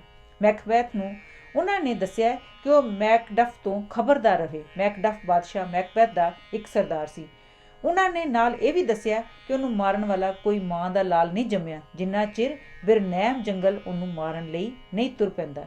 ਪਰ ਇਹ ਗੱਲ ਵੀ ਉਹਨਾਂ ਨੇ ਪੱਕਿਆਂ ਕਰ ਦਿੱਤੀ ਕਿ ਬੈਨਕੋ ਦੀ ਔਲਾਦ ਵੀ ਸਕਾਟਲੈਂਡ ਦੇ ਤਖਤ ਤੇ ਜ਼ਰੂਰ ਬੈਠੇਗੀ। ਜਦੋਂ ਡੈਨਾ ਤੋਂ ਇਹ ਸਭ ਕੁਝ ਪੁੱਛ ਕੇ ਵਾਪਸ ਆਇਆ ਤਾਂ ਆਉਂਦਿਆਂ ਹੀ ਪਹਿਲੀ ਗੱਲ ਉਹਨਾਂ ਨੇ ਇਹ ਸੁਣੀ ਕਿ ਮੈਕਡਫ ਜਾਨ ਬਚਾ ਕੇ ਇੰਗਲੈਂਡ ਭੱਜ ਗਿਆ ਹੈ। जिथे वो बादशाह डंकन के पुत्र मैलकॉलम नाल रल के स्कॉटलैंड ते चढ़ाई करेगा। इस ते मैकबेथ नूं बड़ा रोह चढ़िया। उन्हें उस वेले मैकडफ के किले ते हल्ला बोल दिता ते मैकडफ की वोटी ते बच्चों नूं कतल कर दिता। उधर लेडी मैकबेथ किते गए कतलों के ख्याल नाल पागल हो गई सी। ਉਹਦੇ दिल ते इन्हां कतलों का बड़ा भार सी। वो सुत्ती पई नींद विच ही उठ के फिरन लग जाती सी ते इकल्ले अपने किते हुए कार्यां बारे बुड़बुड़ाती रहंदी सी। वो कई बार एवें अपने हत्थां तो ख्याली खून दीयां छिट्टां धोण लग जाती सी। भावें ਉਹਦਾ इलाज करन विच कोई कसर नहीं सी छड्डी, पर वो इसे पागलपन नाल ही मर गई। मैकबेथ भी जिंदगी तो तंग आ गया सी जदों ਉਹਨੂੰ ਇਹ खबर दसी गई कि बिरनैम जंगल ਉਹਦੇ विरुद्ध वधिया आ रहा है। तां ਉਹਨੂੰ सख्त घबराहट हुई, क्योंकि ਉਹਦਾ ख्याल सी डैना की एक गल भावें सी एक जंगल अपनी थां तो दूजी थां ते किवें जा सकता सी, पर असल विच मैलकॉलम ते मैकडफ दीयां फौजां ने बिरनैम जंगल विचों लगदियां अपना बचाव करने लई ਉਹਦੀਆਂ टाहनियां भन्न लईआं सन। मैकबेथ दा अजे भी ये यकीन सी कि ਉਹਨੂੰ कोई नहीं मार सकता, क्योंकि डैना ने कहा सी कि ਉਹਨੂੰ कोई भी मां दा पुत्तर नहीं मार सकता सी। सो बड़ा डट के लड़िया तो उन्हें बड़े हथ विखाए, पर जदों वो टाकरे लई मैकडफ सामने आया ਤਾਂ ਉਹ ਉਹਦੇ ਨਾਲ ਲੜਨ ਤੋਂ ਕੰਨੀ ਕਤਰਾਉਣ ਲੱਗਾ, ਕਿਉਂਕਿ ਡੈਨਾ ਨੇ ਕਿਹਾ ਸੀ ਕਿ ਮੈਕਡਫ ਤੋਂ ਬਚ ਕੇ ਰਹੇ। ਮੈਕਡਫ ਨੇ ਮੈਕਬੈਥ ਨੂੰ ਨਿਕਲਣ ਨਾ ਦਿੱਤਾ ਤੇ ਉਹ ਲੜਦਾ ਲੜਦਾ ਮਾਰਿਆ ਗਿਆ। ਮੈਕਬੈਥ ਦੀ ਮੌਤ ਪਿੱਛੋਂ ਮੈਲਕॉलम ਸਕਾਟਲੈਂਡ ਦਾ ਬਾਦਸ਼ਾਹ ਬਣ ਗਿਆ। ਜੌਨ ਮਿਲਟਨ ਇੱਕ ਜਗਤ ਪ੍ਰਸਿੱਧ ਕਵੀ ਹੋਇਆ ਹੈ। ਇਹਦੀ ਕਵਿਤਾ ਦੀ ਮਹਾਨਤਾ ਇਹਦੇ ਉੱਚੇ ਆਚਰਣ ਤੇ ਜੀਵਨ ਦੀ ਪਵਿੱਤਰਤਾ ਤੇ ਆਧਾਰਿਤ ਹੈ। ਮਿਲਟਨ ਦਾ ਵਿਚਾਰ ਸੀ ਕਿ ਉਹ ਹੀ ਮਨੁੱਖ ਇੱਕ ਉੱਚ ਕਵਿਤਾ ਲਿਖ ਸਕਦਾ ਹੈ जिस दा जीवन एक कविता होवे। उन्हें अपनी जीवन की सारी बाजी विचों कविता के लिखण ते ला दिती, जिस दा नां पैराडाइज लॉस्ट या स्वर्ग निकाला है, जो दुनिया दीयां महान रचनावां विच एक उच्च स्थान रखदा है। इस निशाने नूं मुख रख के इन्हें इतनी मेहनत की कि इहदियां अखां ने भी जवाब दे दिता। मिल्टन 1652 विच बिल्कुल अन्ना हो चुका सी। एक कविता उसने अपनियां 2 धीआं कोलों लिखवाई। मिल्टन ने एक कविता 50 साल की उम्र विच लिखनी शुरू की ते अगले 5 सालों विच खत्म की। स्वर्ग निकाला एक महान काव्य है, जिस विच कवि ने दस्सिया है कि सच ते झूठ की सज़ा लड़ाई हुंदी रहिंदी है, जिस विच बोलबाला अंत सच दा हुंदा है। मिल्टन लंडन विच 9 दसंबर 1608 नूं पैदा होया। इहदा शुरू तो ही अध्यात्मक जीवन वाल झुकाव सी ते बाइबल नाल इहदा बड़ा प्यार सी। इन्हें कैंब्रिज यूनीवर्सिटी तो MA तक की विद्या प्राप्त की। यह शक्ल का बड़ा सुंदर ते गौरव वाला बंदा सी। इहदा जीवन बड़ा सादा सी। इनू संगीत का बड़ा शौक सी, इसे करके ही इहदी कविता विच बड़ा रस है। इन्हें पैराडाइज लॉस्ट तो इलावा पैराडाइज रीगैंड जां स्वर्ग की पुनर्प्राप्ति, लिजिडॉस, समसन, एग्नोस्टिस वर्गियां कवितावां भी लिखियां। ये 68 साल की उम्र विच गुजर गया। आओ असीं उसकी पैराडाइज लॉस्ट कविता नूं पढ़दे हां। स्वर्ग विच परमात्मा दा वास है। उत्थे जुगां तो परमात्मा अनगिनत देवी देवतियां ते राज कर रहा सी। ਉਹਦੀ ਉਪਮਾ ਵਿੱਚ देवते रात दिन गीत गाउंदे सन। उत्थे हर एक दे दिल विच दूजे लई प्यार ते सत्कार सी। एक दिन परमात्मा ने सारे देवतियां दा इकट्ठ कीता ते परे दरबार विच कहा, मेरा इकलौता लड़का यीशु मसीह है। ਇਹ ਮੈਨੂੰ जान तो भी ਵੱਧ ਪਿਆਰਾ ਹੈ। मैं ਆਪਣੀਆਂ ਸਭ ਸ਼ਕਤੀਆਂ ਇਹਨੂੰ ਦਿੰਦਾ ਹਾਂ। मैं ਚਾਹੁੰਦਾ ਹਾਂ ਕਿ ਤੁਸੀਂ ਉਸੇ ਤਰ੍ਹਾਂ ਇਹਦਾ ਹੁਕਮ ਮੰਨੋ ਜਿਵੇਂ ਜੁਗਾ ਜਗੰਤਰਾਂ ਤੋਂ ਮੇਰਾ ਹੁਕਮ ਮੰਨਦੇ ਆਏ ਹੋ। ਸਭ ਦੇਵਤਿਆਂ ਨੇ ਪਰਮਾਤਮਾ ਦੇ ਹੁਕਮ ਅੱਗੇ ਸਿਰ ਝੁਕਾਇਆ, ਪਰ ਉਹਨਾਂ ਵਿੱਚ ਇੱਕ ਦੇਵਤਾ ਸੀ ਜਿਸ ਦਾ ਨਾਂ ਸ਼ੈਤਾਨ ਸੀ। ਸਵਰਗ ਵਿੱਚ ਉਹਦੀ ਥਾਂ ਰੱਬ ਤੋਂ ਦੂਜੇ ਦਰਜੇ ਤੇ ਸੀ। ਉਹ ਰੱਬ ਦਾ ਨਾਇਬ ਸੀ। ਰੱਬ ਦਾ ਇਹ ਨਵਾਂ ਹੁਕਮ ਸੁਣ ਕੇ ਉਹ ਈਰਖਾ ਦੀ ਅੱਗ ਨਾਲ ਸੜ ਗਿਆ। ਉਹਨੇ ਮਹਿਸੂਸ ਕੀਤਾ ਕਿ ਰੱਬ ਨੇ ਬੇਇਨਸਾਫੀ ਕੀਤੀ ਹੈ ਤੇ ਉਹਦਾ ਹੱਕ ਖੋ ਕੇ ਆਪਣੇ ਪੁੱਤਰ ਨੂੰ ਦੇ ਦਿੱਤਾ ਹੈ। ਸ਼ੈਤਾਨ ਉਸ ਵੇਲੇ ਤਾਂ ਚੁੱਪ ਰਿਹਾ, ਪਰ ਦਰਬਾਰ ਸਮਾਪਤ ਹੋਣ ਤੋਂ ਪਿੱਛੋਂ ਜਦ ਬਾਕੀ ਦੇਵਤੇ ਆਪੋ ਆਪਣੇ ਨਿਵਾਸ ਸਥਾਨ ਤੇ ਚਲੇ ਗਏ ਤਾਂ ਉਹ ਵੀ ਆਪਣੇ ਅਣਗਿਣਤ ਸਾਥੀਆਂ ਨੂੰ ਨਾਲ ਲੈ ਕੇ ਦੂਰ ਇੱਕ ਲੁਕਵੀਂ ਥਾਂ ਤੇ ਚਲਾ ਗਿਆ ਤੇ ਉਹਨਾਂ ਨਾਲ ਸਲਾਹ ਕਰਨ ਲੱਗਾ ਕਿ ਸਵਰਗ ਵਿੱਚ ਇਸ ਕੀਤੀ ਗਈ ਬੇਇਨਸਾਫੀ ਦੇ ਧੱਬੇ ਨੂੰ ਕਿਵੇਂ ਧੋਤਾ ਜਾਵੇ। ਸ਼ੈਤਾਨ ਨੇ ਕਿਹਾ, ਵੇਖੋ ਸਵਰਗ ਵਿੱਚ ਨਵੇਂ-ਨਵੇਂ ਕਾਨੂੰਨ ਬਣ ਰਹੇ ਨੇ, ਵੱਡੇ ਛੋਟੇ ਦੀ ਕੋਈ ਤਮੀਜ਼ ਹੀ ਨਹੀਂ ਰਹੀ। ਕੱਲ੍ਹ ਦੇ ਛੋਕਰੇ ਨੂੰ ਰੱਬ ਨੇ ਸਾਡਾ ਮਾਲਕ ਬਣਾ ਦਿੱਤਾ ਏ, ਇਹ ਕਾਹਦਾ ਇਨਸਾਫ ਏ। ਚੰਗਾ, ਉਹਨੂੰ ਆਉਣ ਦਿਓ, ਅਸੀਂ ਉਹਦਾ ਐਸਾ ਨਿੱਘਾ ਸਵਾਗਤ ਕਰਾਂਗੇ ਕਿ ਉਹ ਸਦਾ ਯਾਦ ਰੱਖੇਗਾ।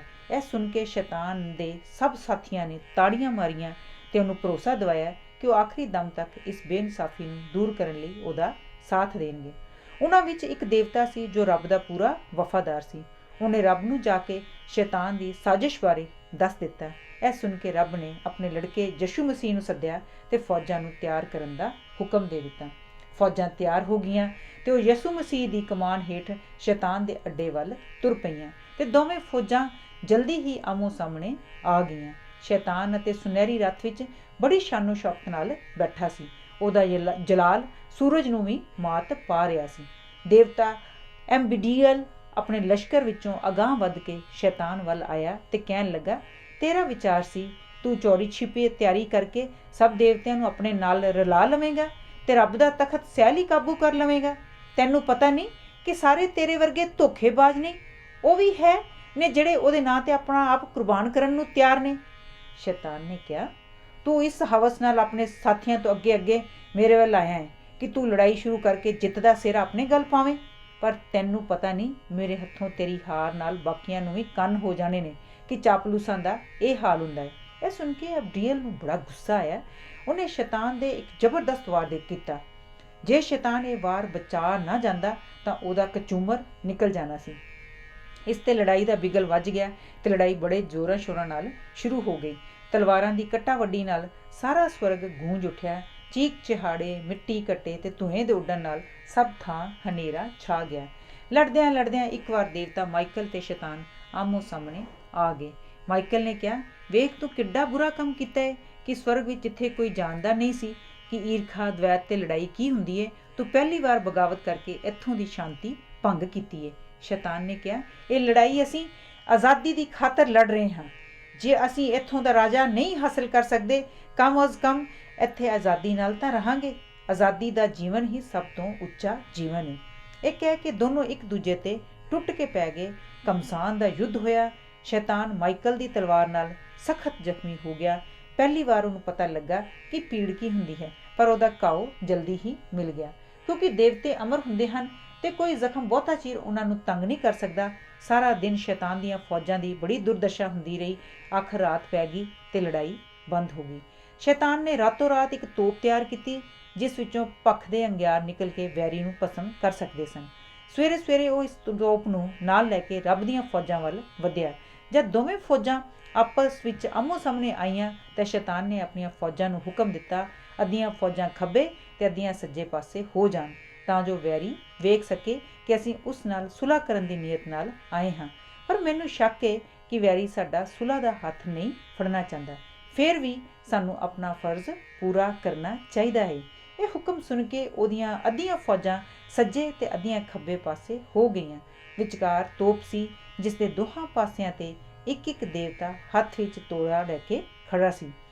ਰੱਬ ਦੇ ਸੈਨਿਕਾਂ ਨੇ ਇਹੋ ਜਿਹੀ ਅਜੀਬ ਕਿਸਮ ਦੀ ਮਸ਼ੀਨ ਪਹਿਲਾਂ ਨਹੀਂ ਸੀ ਡਿੱਠੀ। ਉਹਨਾਂ ਨੂੰ ਪਤਾ ਨਹੀਂ ਸੀ ਇਹ ਹੈ ਕੀ ਬਲਾ। ਉਹ ਹੈਰਾਨ ਹੋ ਕੇ ਸੋਚ ਹੀ ਰਹੇ ਸਨ ਕਿ ਤੋਪਚੀਆਂ ਨੇ ਤੋੜਾ ਲਾਇਆ ਤੇ ਐਸਾ ਜ਼ਬਰਦਸਤ ਧਮਾਕਾ ਹੋਇਆ ਕਿ ਸਾਰਾ ਸਵਰਗ ਕੰਬ ਗਿਆ ਤੇ ਨਾਲ ਹੀ ਲੋਹੇ ਦੇ ਲੱਖਾਂ ਗੋਲੇ ਨਿਕਲ ਕੇ ਰੱਬ ਪੱਖੀ ਦੇਵਤਿਆਂ ਤੇ ਜਾ ਪਏ। ਜਿਨ੍ਹਾਂ ਨੂੰ ਇਹ ਗੋਲਾ ਵੱਜਾ ਉਹ ਪੁੱਠਾ ਹੋ ਕੇ ਜਾ ਪਿਆ। ਰੱਬ ਦੀਆਂ ਫੌਜਾਂ ਵਿੱਚ ਹਫੜਾ ਦਫੜੀ ਮਚ ਗਈ। ਜੇ ਉਹ ਹਾਰੇ ਹੋਏ ਪਿਛਾਂਹ ਜਾਣ ਤਾਂ ਵੀ ਸ਼ਰਮ ਦੀ ਗੱਲ ਸੀ। ਜੇ ਉਹ ਗਾਂਹ ਵੱਧ ਜਾਂ ਤੋਪਚੀ ਨੂੰ ਤੋਪ ਨੂੰ ਫਿਰ ਦਾਗਣ ਲਈ ਤਿਆਰ ਸਨ। ਸ਼ੈਤਾਨ ਦੇ ਫੌਜੀ ਉਹਨਾਂ ਦੀ ਬੁਰੀ ਹਾਲਤ ਵੇਖ ਕੇ ਖੂਬ ਹੱਸੇ। ਜਦ ਰੱਬ ਨੂੰ ਆਪਣੀਆਂ ਫੌਜਾਂ ਦੀ ਇਸ ਦੁਰਦਸ਼ਾ ਦੀ ਖਬਰ ਮਿਲੀ ਤਾਂ ਉਹਨੇ ਆਪਣੇ ਪੁੱਤਰ ਯਿਸੂ ਮਸੀਹ ਨੂੰ ਬੁਲਾਇਆ ਤੇ ਕਿਹਾ, ਬੇਟਾ, ਜਿੰਨੀ ਦੇਰ ਤੱਕ ਸ਼ੈਤਾਨ ਸਵਰਗ ਵਿੱਚ ਹੈ ਇਹਨੇ ਦੰਗਾ ਫਸਾਦ ਕਰਨ ਤੋਂ ਬਾਜ਼ ਨਹੀਂ ਆਉਣਾ। ਵੇਖ ਇਹਨੇ ਤੋਪ ਬਣਾ ਕੇ ਸਾਡੀਆਂ ਫੌਜਾਂ ਵਿੱਚ ਕੀ ਹਾਹਾਕਾਰ ਮਚਾ ਦਿੱਤੀ ਏ। ਮੈਂ ਚਾਹੁੰਦਾ ਹਾਂ ਕਿ ਸ਼ੈਤਾਨ ਤੇ ਇਹਦੇ ਸਾਥੀਆਂ ਨੂੰ ਇੱਥੋਂ ਕੱਢ ਕੇ ਨਰਕ ਵਿੱਚ ਸੁੱਟਿਆ ਜਾਏ। ਮੇਰੇ ਕੋਲ ਕਵੇਲੇ ਵਰਤਣ ਲਈ ਇੱਕ ਜ਼ਬਰਦਸਤ ਹਥਿਆਰ ਏ ਜਿਸ ਨੂੰ ਬਿਜਲੀ ਕਹਿੰਦੇ ਹਨ। ਤੂੰ ਇਹ ਲੈ ਜਾ ਤੇ ਵੈਰੀ ਤੇ ਵਗਾਹ ਮਾਰ ਤੇ ਧੱਕੇ ਮਾਰ ਕੇ ਉਹਨਾਂ ਨੂੰ ਨਰਕ ਵਿੱਚ ਸੁੱਟ ਦੇਵੀਂ। ਮੈਂ ਚਾਹੁੰਦਾ ਹਾਂ ਕਿ ਜਿੱਤ ਦਾ ਸਿਹਰਾ ਤੇਰੇ ਗਲ ਪਵੇ ਤੇ ਸਭ ਨੂੰ ਪਤਾ ਲੱਗ ਜਾਏ ਕਿ ਤੇਰੇ ਪਿਤਾ ਨੇ ਤੇਰੇ ਹੱਥ ਕਿੰਨੀ ਤਾਕਤ ਦਿੱਤੀ ਏ, ਤਾਂ ਜੋ ਅਗਾਂਹ ਤੋਂ ਤੇਰੇ ਵੱਲ ਕੋਈ ਉਂਗਲੀ ਕਰਨ ਦੀ ਹਿੰਮਤ ਨਾ ਕਰੇ। ਯਿਸੂ ਮਸੀਹ ਆਪਣੇ ਸੁਨਹਿਰੀ ਰੱਥ ਤੇ ਚੜ੍ਹ ਕੇ ਤੇ ਤੀਰ ਕਮਾਨ ਤੇ ਬਿਜਲੀ ਨਾਲ ਆਪਣੇ ਤਰਕਸ਼ ਨੂੰ ਭਰ ਕੇ ਉੱਥੋਂ ਰਣਭੂਮੀ ਵੱਲ ਗਿਆ। ਉਹਦਾ ਝੰਡਾ ਦੂਰੋਂ ਫੜਫੜਾਉਂਦਾ ਵੇਖ ਕੇ ਰੱਬ ਦੀਆਂ ਫੌਜਾਂ ਨੂੰ ਵਿੱਚ ਕੁਝ ਤਰਾਸ ਆਇਆ। ਯਿਸੂ ਮਸੀਹ ਨੇ ਉਹਨਾਂ ਨੂੰ ਕਿਹਾ, ਤੁਸੀਂ ਟਾਕਰਾ ਕਰਨ ਵਿੱਚ ਕੋਈ ਕਸਰ ਬਾਕੀ ਨਹੀਂ ਛੱਡੀ।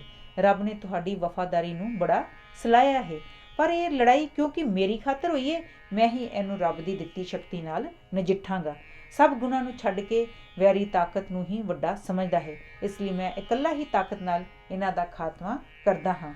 तुसीं सारे एक पासे हो जाओ ते वेखो बनदा की है। ਇਹ ਕਹਿ ਕੇ ਯਿਸੂ ਮਸੀਹ ਨੇ ਆਪਣੇ ਰੱਥ ਦੇ ਘੋੜਿਆਂ ਨੂੰ ਦੌੜਾਇਆ ਤੇ ਇੱਕੋ ਵਾਰ 10,000 ਬਿਜਲੀਆਂ ਹੱਥ ਵਿੱਚ ਫੜ ਕੇ ਵੈਰੀ ਵਿੱਚ ਵਗਾਹ ਮਾਰੀਆਂ। ਫਿਰ ਉਹਨੇ ਆਪਣੇ ਤੀਰਾਂ ਦੀ ਬੇਪਨਾਹ ਵਿਛਾੜ ਕੀਤੀ। ਇੱਕ ਇੱਕ ਤੀਰ ਹਜ਼ਾਰਾਂ ਨੂੰ ਵਿੰਨੀ ਤੁਰਿਆ ਜਾਂਦਾ ਸੀ। ਸ਼ੈਤਾਨ ਦੀਆਂ ਫੌਜਾਂ ਵਿੱਚ ਇਤਨੀ ਜ਼ਬਰਦਸਤ ਭਾਜੜ ਪਈ ਕਿ ਉਹਨਾਂ ਨੂੰ ਪਿਛਾਂਹ ਝਾਤੀ ਮਾਰਨ ਦੀ ਵੀ ਹਿੰਮਤ ਨਾ ਪਈ। ਉਹ ਭੱਜਦੇ ਭੱਜਦੇ ਸਵਰਗ ਦੀ ਸੀਮਾ 'ਤੇ ਜਾ ਪਹੁੰਚੇ। ਉੱਥੇ ਸ਼ੀਸ਼ੇ ਦੀਆਂ ਕੰਧਾਂ ਵਿੱਚ ਬੂਹੇ ਸਨ ਜੋ ਚੋੜ ਚਪੱਟ ਖੁੱਲ੍ਹ ਗਏ। ਜਿਵੇਂ ਪਹਾੜ ਦੀ ਚੋਟੀ ਤੋਂ ਥੱਲੇ ਵੱਡੀਆਂ ਵੱਡੀਆਂ ਡਰਾਉਣੀਆਂ ਖੱਡਾਂ ਹੁੰਦੀਆਂ ਹਨ, ਇਵੇਂ ਹੀ ਸਵਰਗ ਦੀ ਉਚਾਨ ਤੋਂ ਦੂਰ ਥੱਲੇ ਨਰਕ ਸੀ, ਜਿੱਥੋਂ ਨਿਕਲ ਰਹੇ ਅੱਗ ਦੇ ਭੰਬੜ ਕਈ ਕਈ ਮੀਲ ਉੱਪਰ ਵੱਲ ਉੱਠ ਰਹੇ ਸਨ। ਸ਼ੈਤਾਨ ਦੀਆਂ ਅੰਨ੍ਹੇਵਾਹ ਨੱਸਦੀਆਂ ਫੌਜਾਂ ਨੂੰ ਕੋਈ ਰਾਹ ਨਹੀਂ ਸੀ ਲੱਭਦਾ। ਉਹ ਧੜਾ ਧੜ ਸਵਰਗ ਵਿੱਚੋਂ ਥੱਲੇ ਡਿੱਗ ਪਈਆਂ ਤੇ ਸਵਰਗ ਦੇ ਕਵਾੜ ਬੰਦ ਹੋ ਗਏ। ਸਵਰਗ ਵਿੱਚੋਂ ਨਰਕ ਦਾ ਫਾਸਲਾ ਇਤਨਾ ਸੀ ਕਿ ਸ਼ੈਤਾਨ ਦੀਆਂ ਫੌਜਾਂ ਨੂੰ ਉੱਥੋਂ ਡਿੱਗ ਕੇ ਨਰਕ ਵਿੱਚ ਪਹੁੰਚਦਿਆਂ 9 ਦਿਨ ਤੇ 9 ਰਾਤਾਂ ਲੱਗ ਗਈਆਂ। ਨਰਕ ਰੱਬ ਨੇ ਉਹਨਾਂ ਲਈ ਬਣਾਇਆ ਹੋਇਆ ਹੈ ਜੋ ਉਹਦਾ ਹੁਕਮ ਨਾ ਮੰਨਣ। ਨਰਕ ਵਿੱਚ ਇੱਕ ਪਾਸੇ ਉਬਲ ਰਹੀਆਂ ਧਾਤਾਂ ਦਾ ਠਾਠਾ ਮਾਰਦਾ ਸਮੁੰਦਰ ਸੀ ਤੇ ਦੂਜੇ ਪਾਸੇ ਲਾਲ ਭਖ ਰਹੀ ਧਰਤੀ ਸੀ। ਸ਼ੈਤਾਨ ਦੇ ਸਾਰੇ ਸਾਥੀ ਮੁਰਸ਼ਦ ਹੋ ਕੇ ਉਸ ਉਬਲ ਰਹੇ ਸਮੁੰਦਰ ਵਿੱਚ ਜਾ ਡਿੱਗੇ। ਜਦ ਸ਼ੈਤਾਨ ਨੂੰ ਕੁਝ ਚਿਰ ਪਿੱਛੋਂ ਥੋੜ੍ਹੀ ਬਹੁਤ ਹੋਸ਼ ਆਈ ਤਾਂ ਉਹਨੇ ਚਾਰੋਂ ਪਾਸੇ ਅੱਗ ਦੇ ਚੱਲ ਰਹੇ ਤੂਫਾਨ ਵੇਖੇ, ਜਿਨ੍ਹਾਂ ਵਿੱਚ ਉਹਦੇ ਸਾਥੀ ਤੜਫ ਰਹੀਆਂ ਮੱਛੀਆਂ ਵਾਂਗ ਇੱਧਰ ਉੱਧਰ ਉਛਾਲੇ ਖਾ ਰਹੇ ਸਨ। ਲਾਗੇ ਹੀ ਉਹਦਾ ਨਾਇਬ ਬਿਲੀਜ਼ਬਬ ਬੇਸੁਰਤ ਪਿਆ ਸੀ। ਸ਼ੈਤਾਨ ਨੇ ਨਰਕ ਦੀ ਅਨੰਤ ਚੁੱਪ ਨੂੰ ਤੋੜਦਿਆਂ ਹੋਇਆਂ ਉਹਨਾਂ ਨੂੰ ਕਿਹਾ, ਮਿੱਤਰ ਉੱਠ, ਵੇਖ ਅਸੀਂ ਸਵਰਗਾਂ ਦੇ ਆਨੰਦ ਵਿੱਚੋਂ ਨਿਕਲ ਕੇ ਕਿਸ ਕਾਲ ਕੋਠੜੀ ਵਿੱਚ ਆ ਪਏ ਹਾਂ। ਸਾਡੇ ਚਮਕਦੇ ਚਿਹਰੇ ਝੁਲਸ ਗਏ ਨੇ ਤੇ ਸਾਡੀ ਕੀ ਦੁਰਦਸ਼ਾ ਹੋਈ ਏ। ਸਾਨੂੰ ਕੀ ਪਤਾ ਸੀ ਕਿ ਉਹਦੇ ਪਾਸ ਵੀ ਬਿਜਲੀ ਵਰਗਾ ਖੁਫੀਆ ਹਥਿਆਰ ਏ ਜਿਸ ਨਾਲ ਅਸੀਂ ਤਬਾਹ ਹੋ ਜਾਵਾਂਗੇ। ਕੋਈ ਗੱਲ ਨਹੀਂ, ਹਾਰਨਾ ਜਿੱਤਣਾ ਹੁੰਦਾ ਹੀ ਆਇਆ ਹੋਇਆ ਹੈ।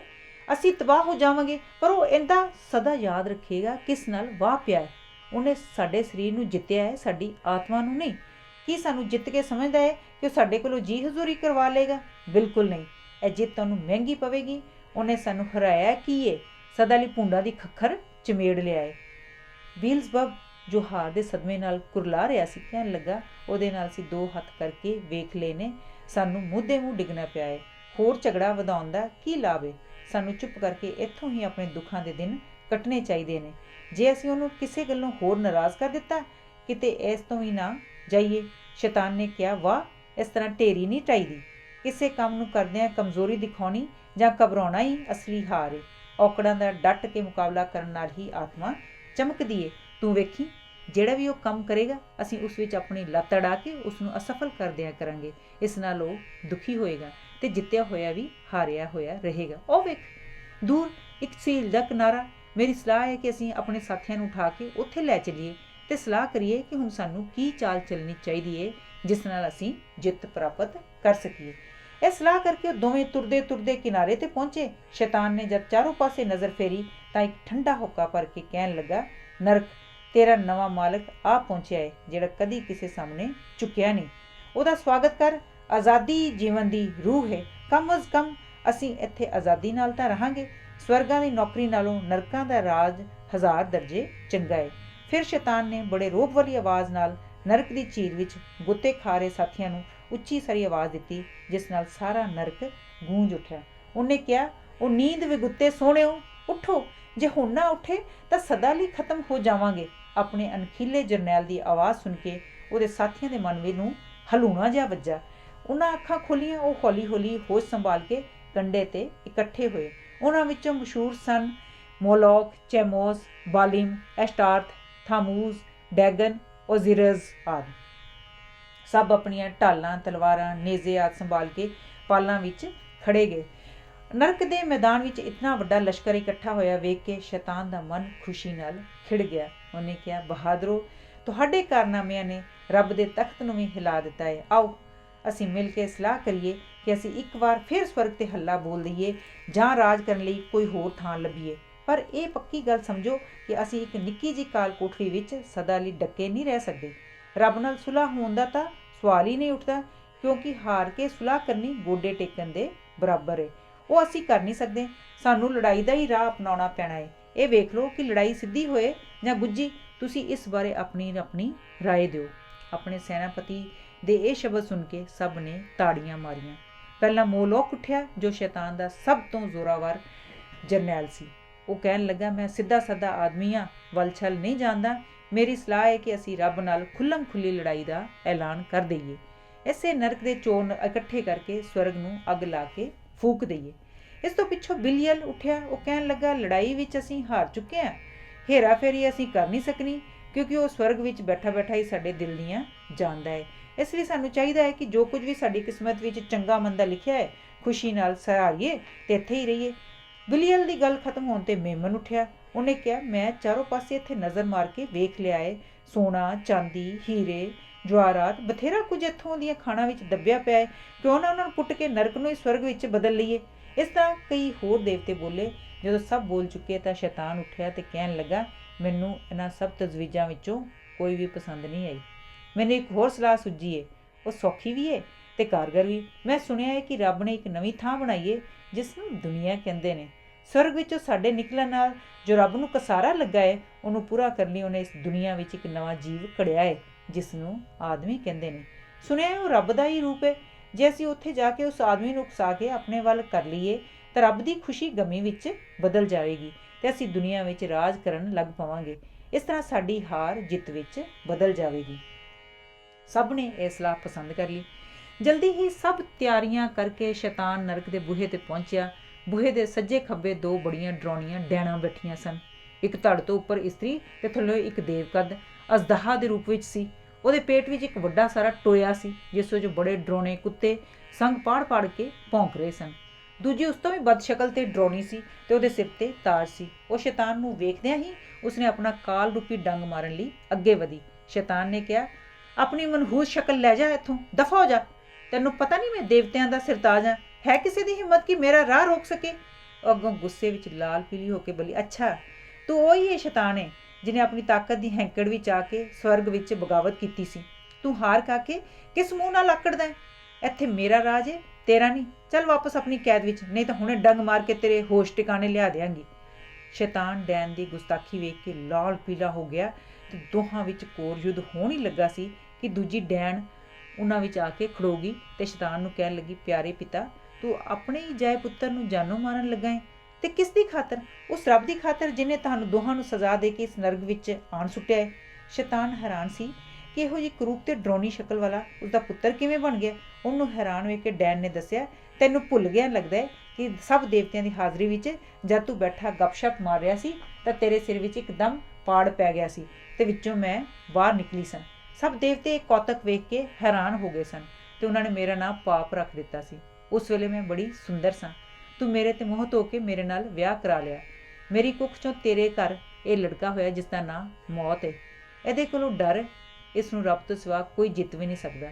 ਇਸ ਤੇ ਸ਼ੈਤਾਨ ਆਪਣੀ ਗੱਲ ਤੋਂ ਫਿਰ ਗਿਆ ਤੇ ਕਹਿਣ ਲੱਗਾ, ਮੈਂ ਵੈਰੀ ਬਣ ਕੇ ਨਹੀਂ ਬਲਕਿ ਤੁਹਾਡਾ ਬੰਦੀ ਛੋੜ ਬਣ ਕੇ ਆਇਆ ਹਾਂ। ਰੱਬ ਨੇ ਸਵਰਗ ਵਰਗੀ ਇੱਕ ਨਵੀਂ ਦੁਨੀਆ ਬਣਾਈ ਹੈ। ਮੈਂ ਵੇਖਣ ਚੱਲਿਆ ਕਿ ਉਹ ਕਿੱਥੇ ਤੇ ਕਿਹੋ ਜਿਹੀ ਹੈ। ਜੇ ਚੱਜ ਦੀ ਥਾਂ ਹੋਈ ਤਾਂ ਮੈਂ ਤੁਹਾਨੂੰ ਸਾਰਿਆਂ ਨੂੰ ਉੱਥੇ ਲੈ ਚੱਲਾਂਗਾ ਤੇ ਉੱਥੇ ਰੱਬ ਤੋਂ ਦੂਰ ਖੂਬ ਮੌਜ ਮੇਲੇ ਕਰਾਂਗੇ। ਇਹ ਸੁਣ ਕੇ ਦੋਵੇਂ ਡੈਣਾ ਖੁਸ਼ੀ ਨਾਲ ਟੱਪਣ ਲੱਗ ਪਈਆਂ। ਉਹਨਾਂ ਨੇ ਚਾਬੀ ਲਾ ਕੇ ਉਸੇ ਵੇਲੇ ਨਰਕ ਦਾ ਬੂਹਾ ਖੋਲ੍ਹਿਆ। ਬਾਹਰ ਘੁੱਪ ਹਨੇਰਾ ਸੀ, ਚਾਰੋਂ ਪਾਸੇ ਕੁਝ ਵੀ ਨਹੀਂ ਸੀ ਦਿਸਦਾ, ਪਰ ਇਤਨਾ ਰੌਲਾ ਆ ਰਿਹਾ ਸੀ ਕਿ ਜਿਵੇਂ ਇੱਕ ਜ਼ਬਰਦਸਤ ਤੂਫਾਨ ਚੱਲ ਰਿਹਾ ਹੋਵੇ। ਜੇ ਸ਼ੈਤਾਨ ਦੀ ਥਾਂ ਉੱਥੇ ਕੋਈ ਹੋਰ ਹੁੰਦਾ ਤਾਂ ਜ਼ਰੂਰ ਉਹਦਾ ਦਿਲ ਦਹਿਲ ਜਾਂਦਾ, ਪਰ ਸ਼ੈਤਾਨ ਨਿਡਰ ਸੀ।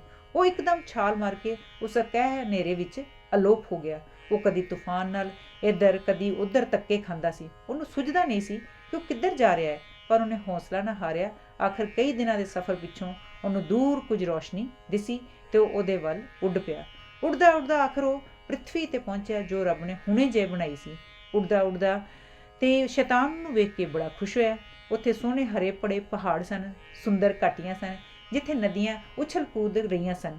ਥਾਂ ਥਾਂ ਫਲਾਂ ਫੁੱਲਾਂ ਨਾਲ ਭਰੇ ਰੁੱਖ ਲੱਗੇ ਹੋਏ ਸਨ। ਹਰ ਥਾਂ ਭਾਂਤ ਭਾਂਤ ਦੇ ਤੇ ਰੰਗ ਬਰੰਗੇ ਪੰਛੀ ਚਹਿਚਹਾ ਰਹੇ ਸਨ।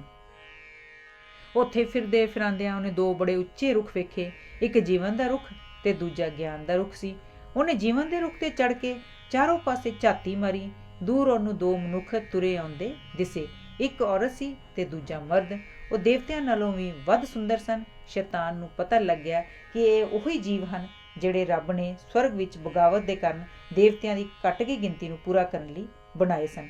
ਮਨੁੱਖ ਦਾ ਨਾਂ ਆਦਮ ਤੇ ਇਸਤਰੀ ਦਾ ਨਾਂ ਈਵ ਸੀ। ਉਹ ਦੋਵੇਂ ਵਿੱਚ ਹੱਥ ਪਾ ਕੇ ਖੂਬ ਮੌਜ ਨਾਲ ਇੱਕ ਫੁੱਲਾਂ ਦੀ ਕਿਆਰੀ ਵਾਗੇ ਫਿਰ ਰਹੇ ਸਨ। ਉਹਨਾਂ ਨੂੰ ਆਨੰਦ ਵਿੱਚ ਵੇਖ ਕੇ ਸ਼ੈਤਾਨ ਨੂੰ ਕੁਝ ਸਾੜਾ ਜਿਹਾ ਲੱਗਾ, ਪਰ ਫਿਰ ਉਹਨੂੰ ਉਹਨਾਂ 'ਤੇ ਕੁਝ ਤਰਸ ਆ ਗਿਆ। ਉਹ ਮਨ ਵਿੱਚ ਕਹਿਣ ਲੱਗਾ, ਹੇ ਸੁੰਦਰ ਪੁਰਸ਼ੋ, ਤੁਸੀਂ ਇਸ ਵੇਲੇ ਪੂਰਾ ਆਨੰਦ ਮਾਣ ਰਹੇ ਹੋ, ਪਰ ਤੁਹਾਨੂੰ ਪਤਾ ਨਹੀਂ ਤੁਹਾਡਾ ਵੈਰੀ ਇਸ ਖੁਸ਼ੀ ਨੂੰ ਭੰਗ ਕਰਨ ਆ ਪਹੁੰਚਿਆ ਹੈ। ਮੈਨੂੰ ਤੁਹਾਡੇ ਨਾਲ ਸਿੱਧਾ ਕੋਈ ਵੈਰ ਨਹੀਂ, ਮੈਨੂੰ ਅਫਸੋਸ ਹੈ ਕਿ ਰੱਬ ਨਾਲ ਬਦਲਾ ਲੈਂਦਿਆਂ ਤੁਸੀਂ ਖਾਮ-ਖਾਈ ਰਗੜੇ ਜਾਣਾ ਹੈ। ਰੱਬ ਨੇ ਆਦਮ ਤੇ ਉਹਦੀ ਵਹੁਟੀ ਈਵ ਦੀ ਰਾਖੀ ਲਈ 2 ਦੇਵਤੇ ਰੈਫੀਲ ਤੇ ਗੈਬਰੀਲ ਭੇਜੇ ਹੋਏ ਸਨ। ਉਹਨਾਂ ਨੇ ਸ਼ੈਤਾਨ ਨੂੰ ਨਵੀਂ ਬਣਾਈ ਦੁਨੀਆ ਵਿੱਚ ਆਉਂਦਿਆਂ ਵੇਖ ਲਿਆ ਤੇ ਰੱਬ ਨੂੰ ਇਸ ਬਾਰੇ ਇਤਲਾਹ ਦੇ ਦਿੱਤੀ। ਰੱਬ ਨੇ ਇੱਕਦਮ ਹੁਕਮ ਦਿੱਤਾ ਕਿ ਉਹ ਦੋਵੇਂ ਆਦਮ ਅਤੇ ਈਵ ਨੂੰ ਸ਼ੈਤਾਨ ਦੀਆਂ ਚਾਲਾਂ ਤੋਂ ਖਬਰਦਾਰ ਕਰਨ। ਉਹਨੇ ਕਿਹਾ, ਆਦਮ ਨੂੰ ਦੱਸ ਆਓ ਕਿ ਦੁਨੀਆ ਵਿੱਚ ਉਹਨੂੰ ਤੇ ਉਹਦੀ ਵਹੁਟੀ ਨੂੰ ਹਰ ਤਰ੍ਹਾਂ ਦੀ ਖੁੱਲ੍ਹ ਹੈ। ਉਹਨਾਂ 'ਤੇ ਕੇਵਲ ਇੱਕ ਪਾਬੰਦੀ ਹੈ ਕਿ ਉਹ ਗਿਆਨ ਦੇ ਰੁੱਖ ਦਾ ਫਲ ਨਾ ਖਾਣ। ਜੋ ਇਸ ਹੁਕਮ ਦੀ ਪਾਲਣਾ ਕਰਨਗੇ ਤਾਂ ਉਹ ਅਮਰ ਤੇ ਸੁਖੀ ਰਹਿਣਗੇ, ਪਰ ਜੇ ਉਹਨਾਂ ਨੇ ਭੋਲੇ ਪਾ ਜਾਂ ਜਾਣਬੁੱਝ ਕੇ ਉਹ ਫਲ ਖਾ ਲਿਆ ਤਾਂ ਮੌਤ ਉਹਨਾਂ ਨੂੰ ਆ ਘੇਰੇਗੀ। ਇਹ ਸਾਰੀ ਗੱਲ ਰੈਫੀਲ ਦੇ ਆਦਮ ਤੇ ਈਵ ਨੂੰ ਜਾ ਦੱਸੀ। ਉਹਨਾਂ ਨੇ ਉਹਨੂੰ ਯਕੀਨ ਦਿਵਾਇਆ ਕਿ ਉਹ ਰੱਬ ਦੇ ਹੁਕਮ ਦੀ ਪੂਰੀ ਤਰ੍ਹਾਂ ਪਾਲਣਾ ਕਰਨਗੇ। ਸ਼ੈਤਾਨ ਵੀ ਇੱਕ ਝਾੜੀ ਪਿੱਛੇ ਲੁਕ ਕੇ ਉਹਨਾਂ ਦੀਆਂ ਗੱਲਾਂ ਸੁਣ ਰਿਹਾ ਸੀ। ਉਹ ਦੇਵਤੇ ਦੇ ਮੂੰਹੋਂ ਆਦਮ ਤੇ ਈਵ ਤੇ ਲੱਗੀ ਇਸ ਪਾਬੰਦੀ ਬਾਰੇ ਸੁਣ ਕੇ ਬਹੁਤ ਹੀ ਖੁਸ਼ ਹੋਇਆ। ਉਹਨੂੰ ਇਸ ਨਵੀਂ ਬਣੀ ਦੁਨੀਆ ਵਿੱਚ ਇੱਕ ਕਮਜ਼ੋਰੀ ਦਾ ਪਤਾ ਲੱਗ ਗਿਆ ਜਿਸ ਨੂੰ ਉਹ ਆਪਣੇ ਲਾਭ ਲਈ ਪੂਰੀ ਤਰ੍ਹਾਂ ਵਰਤ ਸਕਦਾ ਸੀ।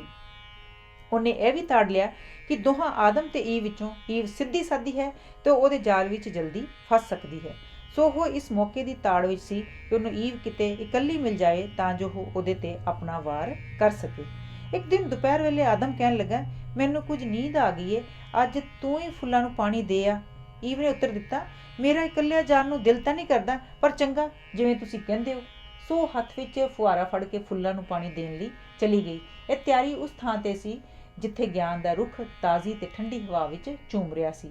ਸ਼ੈਤਾਨ ਐਸੇ ਮੌਕੇ ਦੀ ਤਾੜ ਵਿੱਚ ਸੀ। ਉਹਨੇ ਆਪਣੇ ਆਪ ਨੂੰ ਸੱਪ ਦੇ ਰੂਪ ਵਿੱਚ ਬਦਲ ਲਿਆ ਤੇ ਉਸ ਰੁੱਖ ਤੇ ਚੜ੍ਹ ਕੇ ਬੈਠ ਗਿਆ। ਜਦ ਈਵ ਫੁੱਲਾਂ ਨੂੰ ਪਾਣੀ ਦੇ ਰਹੀ ਸੀ ਤਾਂ ਸ਼ੈਤਾਨ ਗਿਆਨ ਦੇ ਰੁੱਖ ਤੋਂ ਇੱਕ ਸੇਬ ਲਾ ਕੇ ਖਾਣ ਲੱਗ ਪਿਆ ਤੇ ਉੱਚੀ ਉੱਚੀ ਕਹਿਣ ਲੱਗਾ, ਦੇਖੋ ਇਸ ਰੁੱਖ ਦੇ ਫਲ ਵਿੱਚ ਕਿੰਨੀ ਸ਼ਕਤੀ ਹੈ। ਮੈਂ ਇੱਕ ਬੇਜ਼ੁਬਾਨ ਜਾਨਵਰ ਹਾਂ ਤੇ ਇਹਨੂੰ ਖਾ ਕੇ ਮੇਰੇ ਵਿੱਚ ਬੋਲਣ ਦੀ ਸ਼ਕਤੀ ਆ ਗਈ ਹੈ। ਜੇ ਮਨੁੱਖ ਕਿਤੇ ਇਸ ਨੂੰ ਖਾ ਲੇ ਤਾਂ ਸੱਚਮੁੱਚ ਦੇਵਤਾ ਹੀ ਨਾ ਬਣ ਜਾਏ। ਪਰ ਰੱਬ ਦਾ ਮਨੁੱਖ ਨਾਲ ਵੈਰ ਹੈ। ਉਹ ਚਾਹੁੰਦਾ ਹੈ ਕਿ ਮਨੁੱਖ ਦੇਵਤਾ ਨਾ ਬਣ ਸਕੇ, ਇਸ ਲਈ ਉਹਨੇ ਮਨੁੱਖ ਦੇ ਇਸ ਰੁੱਖ ਦੇ ਫਲ ਖਾਣ ਤੇ ਪਾਬੰਦੀ ਲਾ ਦਿੱਤੀ ਹੈ। ਇਹ ਬੜੀ ਭੋਲੀ ਭਾਲੀ ਸੀ। ਸ਼ੈਤਾਨ ਦੀ ਗੱਲ ਸੁਣ ਕੇ ਉਹਨੂੰ ਵੀ ਰੱਬ ਦੀ ਨੀਅਤ ਤੇ ਸ਼ੱਕ ਪੈ ਗਿਆ। ਉਹ ਸ਼ੈਤਾਨ ਨੂੰ ਕਹਿਣ ਲੱਗੀ, ਤੇਰੀ ਗੱਲ ਤਾਂ ਠੀਕ ਲੱਗਦੀ ਏ, ਇਸ ਫਲ ਵਿੱਚ ਜ਼ਰੂਰ ਸ਼ਕਤੀ ਹੋਣੀ ਹੈ, ਲਿਆ ਮੈਨੂੰ ਵੀ ਇੱਕ ਮੋਟਾ ਜਿਹਾ ਲਾਲ ਸੂਹਾ ਸੇਬ ਲਾ ਦੇ। ਸ਼ੈਤਾਨ ਨੇ ਫੌਰਨ ਇੱਕ ਸੇਬ ਲਾ ਦਿੱਤਾ ਤੇ ਈਵ ਉਹਨੂੰ ਦਬਾ ਦਬ ਖਾ ਗਈ। ਸੇਬ ਉਹਨੂੰ ਇਤਨਾ ਸਵਾਦ ਲੱਗਾ ਕਿ ਉਹਨੇ 5-7 ਸੇਬ ਹੋਰ ਤੋੜ ਕੇ ਖਾ ਲਏ ਤੇ ਕੁਝ ਕੁ ਆਪਣੇ ਪਤੀ ਲਈ ਲਾ ਲਏ। ਜਦ ਈਵ ਆਦਮ ਕੋਲ ਵਾਪਸ ਪਹੁੰਚੀ ਤਾਂ ਉਹ ਬੈਠਾ ਈਵ ਨੂੰ ਉਡੀਕ ਰਿਹਾ ਸੀ। ਈਵ ਨੇ ਸਾਰੀ ਗੱਲ ਦੱਸੀ ਜੋ ਉਹਦੇ ਨਾਲ ਬੀਤੀ ਸੀ। ਇਹ ਸੁਣ ਕੇ ਆਦਮ ਨੂੰ ਪੀਤ ਹੋ ਗਿਆ ਤੇ ਈਵ ਨੂੰ ਕੋਸਣ ਲੱਗਾ ਕਿ ਉਹਨੇ ਰੱਬ ਦੀ ਹੁਕਮ ਅਦੁੱਲੀ ਕਰਕੇ ਬਹੁਤ ਬੁਰਾ ਕੀਤਾ ਹੈ। ਥੋੜੇ ਚਿਰ ਪਿੱਛੋਂ ਜਦੋਂ ਉਹਦਾ ਗੁੱਸਾ ਕੁਝ ਠੰਡਾ ਹੋਇਆ ਤਾਂ ਈਵ ਨੂੰ ਕਹਿਣ ਲੱਗਾ, ਤੂੰ ਬੜਾ ਧਰੋ ਕਮਾਇਆ ਹੈ। ਰੱਬ ਨੇ ਸਾਨੂੰ ਇਸ ਨਵੀਂ ਦੁਨੀਆ ਦਾ ਬਾਦਸ਼ਾਹ ਬਣਾਇਆ ਸੀ। ਉਹਨੇ ਕੇਵਲ ਇਹ ਵੇਖਣ ਲਈ ਕਿ ਅਸੀਂ ਉਸਦੇ ਸ਼ੁਕਰਗੁਜ਼ਾਰ ਹਾਂ ਕਿ ਨਹੀਂ, ਇੱਕੋ ਇੱਕ ਪਾਬੰਦੀ ਲਾਈ ਸੀ, ਉਹ ਵੀ ਅਸੀਂ ਭੰਗ ਕਰ ਦਿੱਤੀ ਹੈ। ਹੁਣ ਪਤਾ ਨਹੀਂ ਸਾਡਾ ਕੀ ਹਾਲ ਹੋਣਾ ਹੈ। ਕਹਿੰਦੇ ਨੇ ਹੁਣ ਸਾਨੂੰ ਮੌਤ ਨੇ ਆ ਘੇਰਨਾ ਹੈ, ਪਰ ਕਿਉਂਕਿ ਤੂੰ ਮੇਰੇ ਲੜ ਲੱਗੀ ਹੈ, ਇਸ ਲਈ ਜੇ ਮੈਂ ਜੀਵਨ ਵਿੱਚ ਤੇਰਾ ਸਾਥ ਦਿੱਤਾ ਹੈ ਤਾਂ ਮੌਤ ਵਿੱਚ ਵੀ ਤੇਰਾ ਸਾਥ ਦੇਣਾ ਮੇਰਾ ਧਰਮ ਬਣਦਾ ਹੈ। ਲੈ ਮੈਨੂੰ ਵੀ ਇੱਕ ਸੇਬ ਦੇ। ਆਦਮ ਨੇ ਈਵ ਕੋਲੋਂ ਇੱਕ ਸੇਬ ਲੈ ਲਿਆ ਤੇ ਬੜੇ ਦੁਖੀ ਦਿਲ ਨਾਲ ਉਹਨੂੰ ਖਾ ਗਿਆ। ਇਹ ਕੰਮ ਹੋਣ ਦੀ ਢਿੱਲ ਸੀ ਕਿ ਸ਼ੈਤਾਨ ਮੁੜਦੀ ਪੈਰੀ ਉੱਥੋਂ ਚਲਾ ਗਿਆ ਤੇ ਇਹ ਖੁਸ਼ੀ ਨਾਲ ਭਰੀ ਖਬਰ ਉਹਨੇ ਆਪਣੇ ਸਾਥੀਆਂ ਨੂੰ ਜਾ ਸੁਣਾਈ।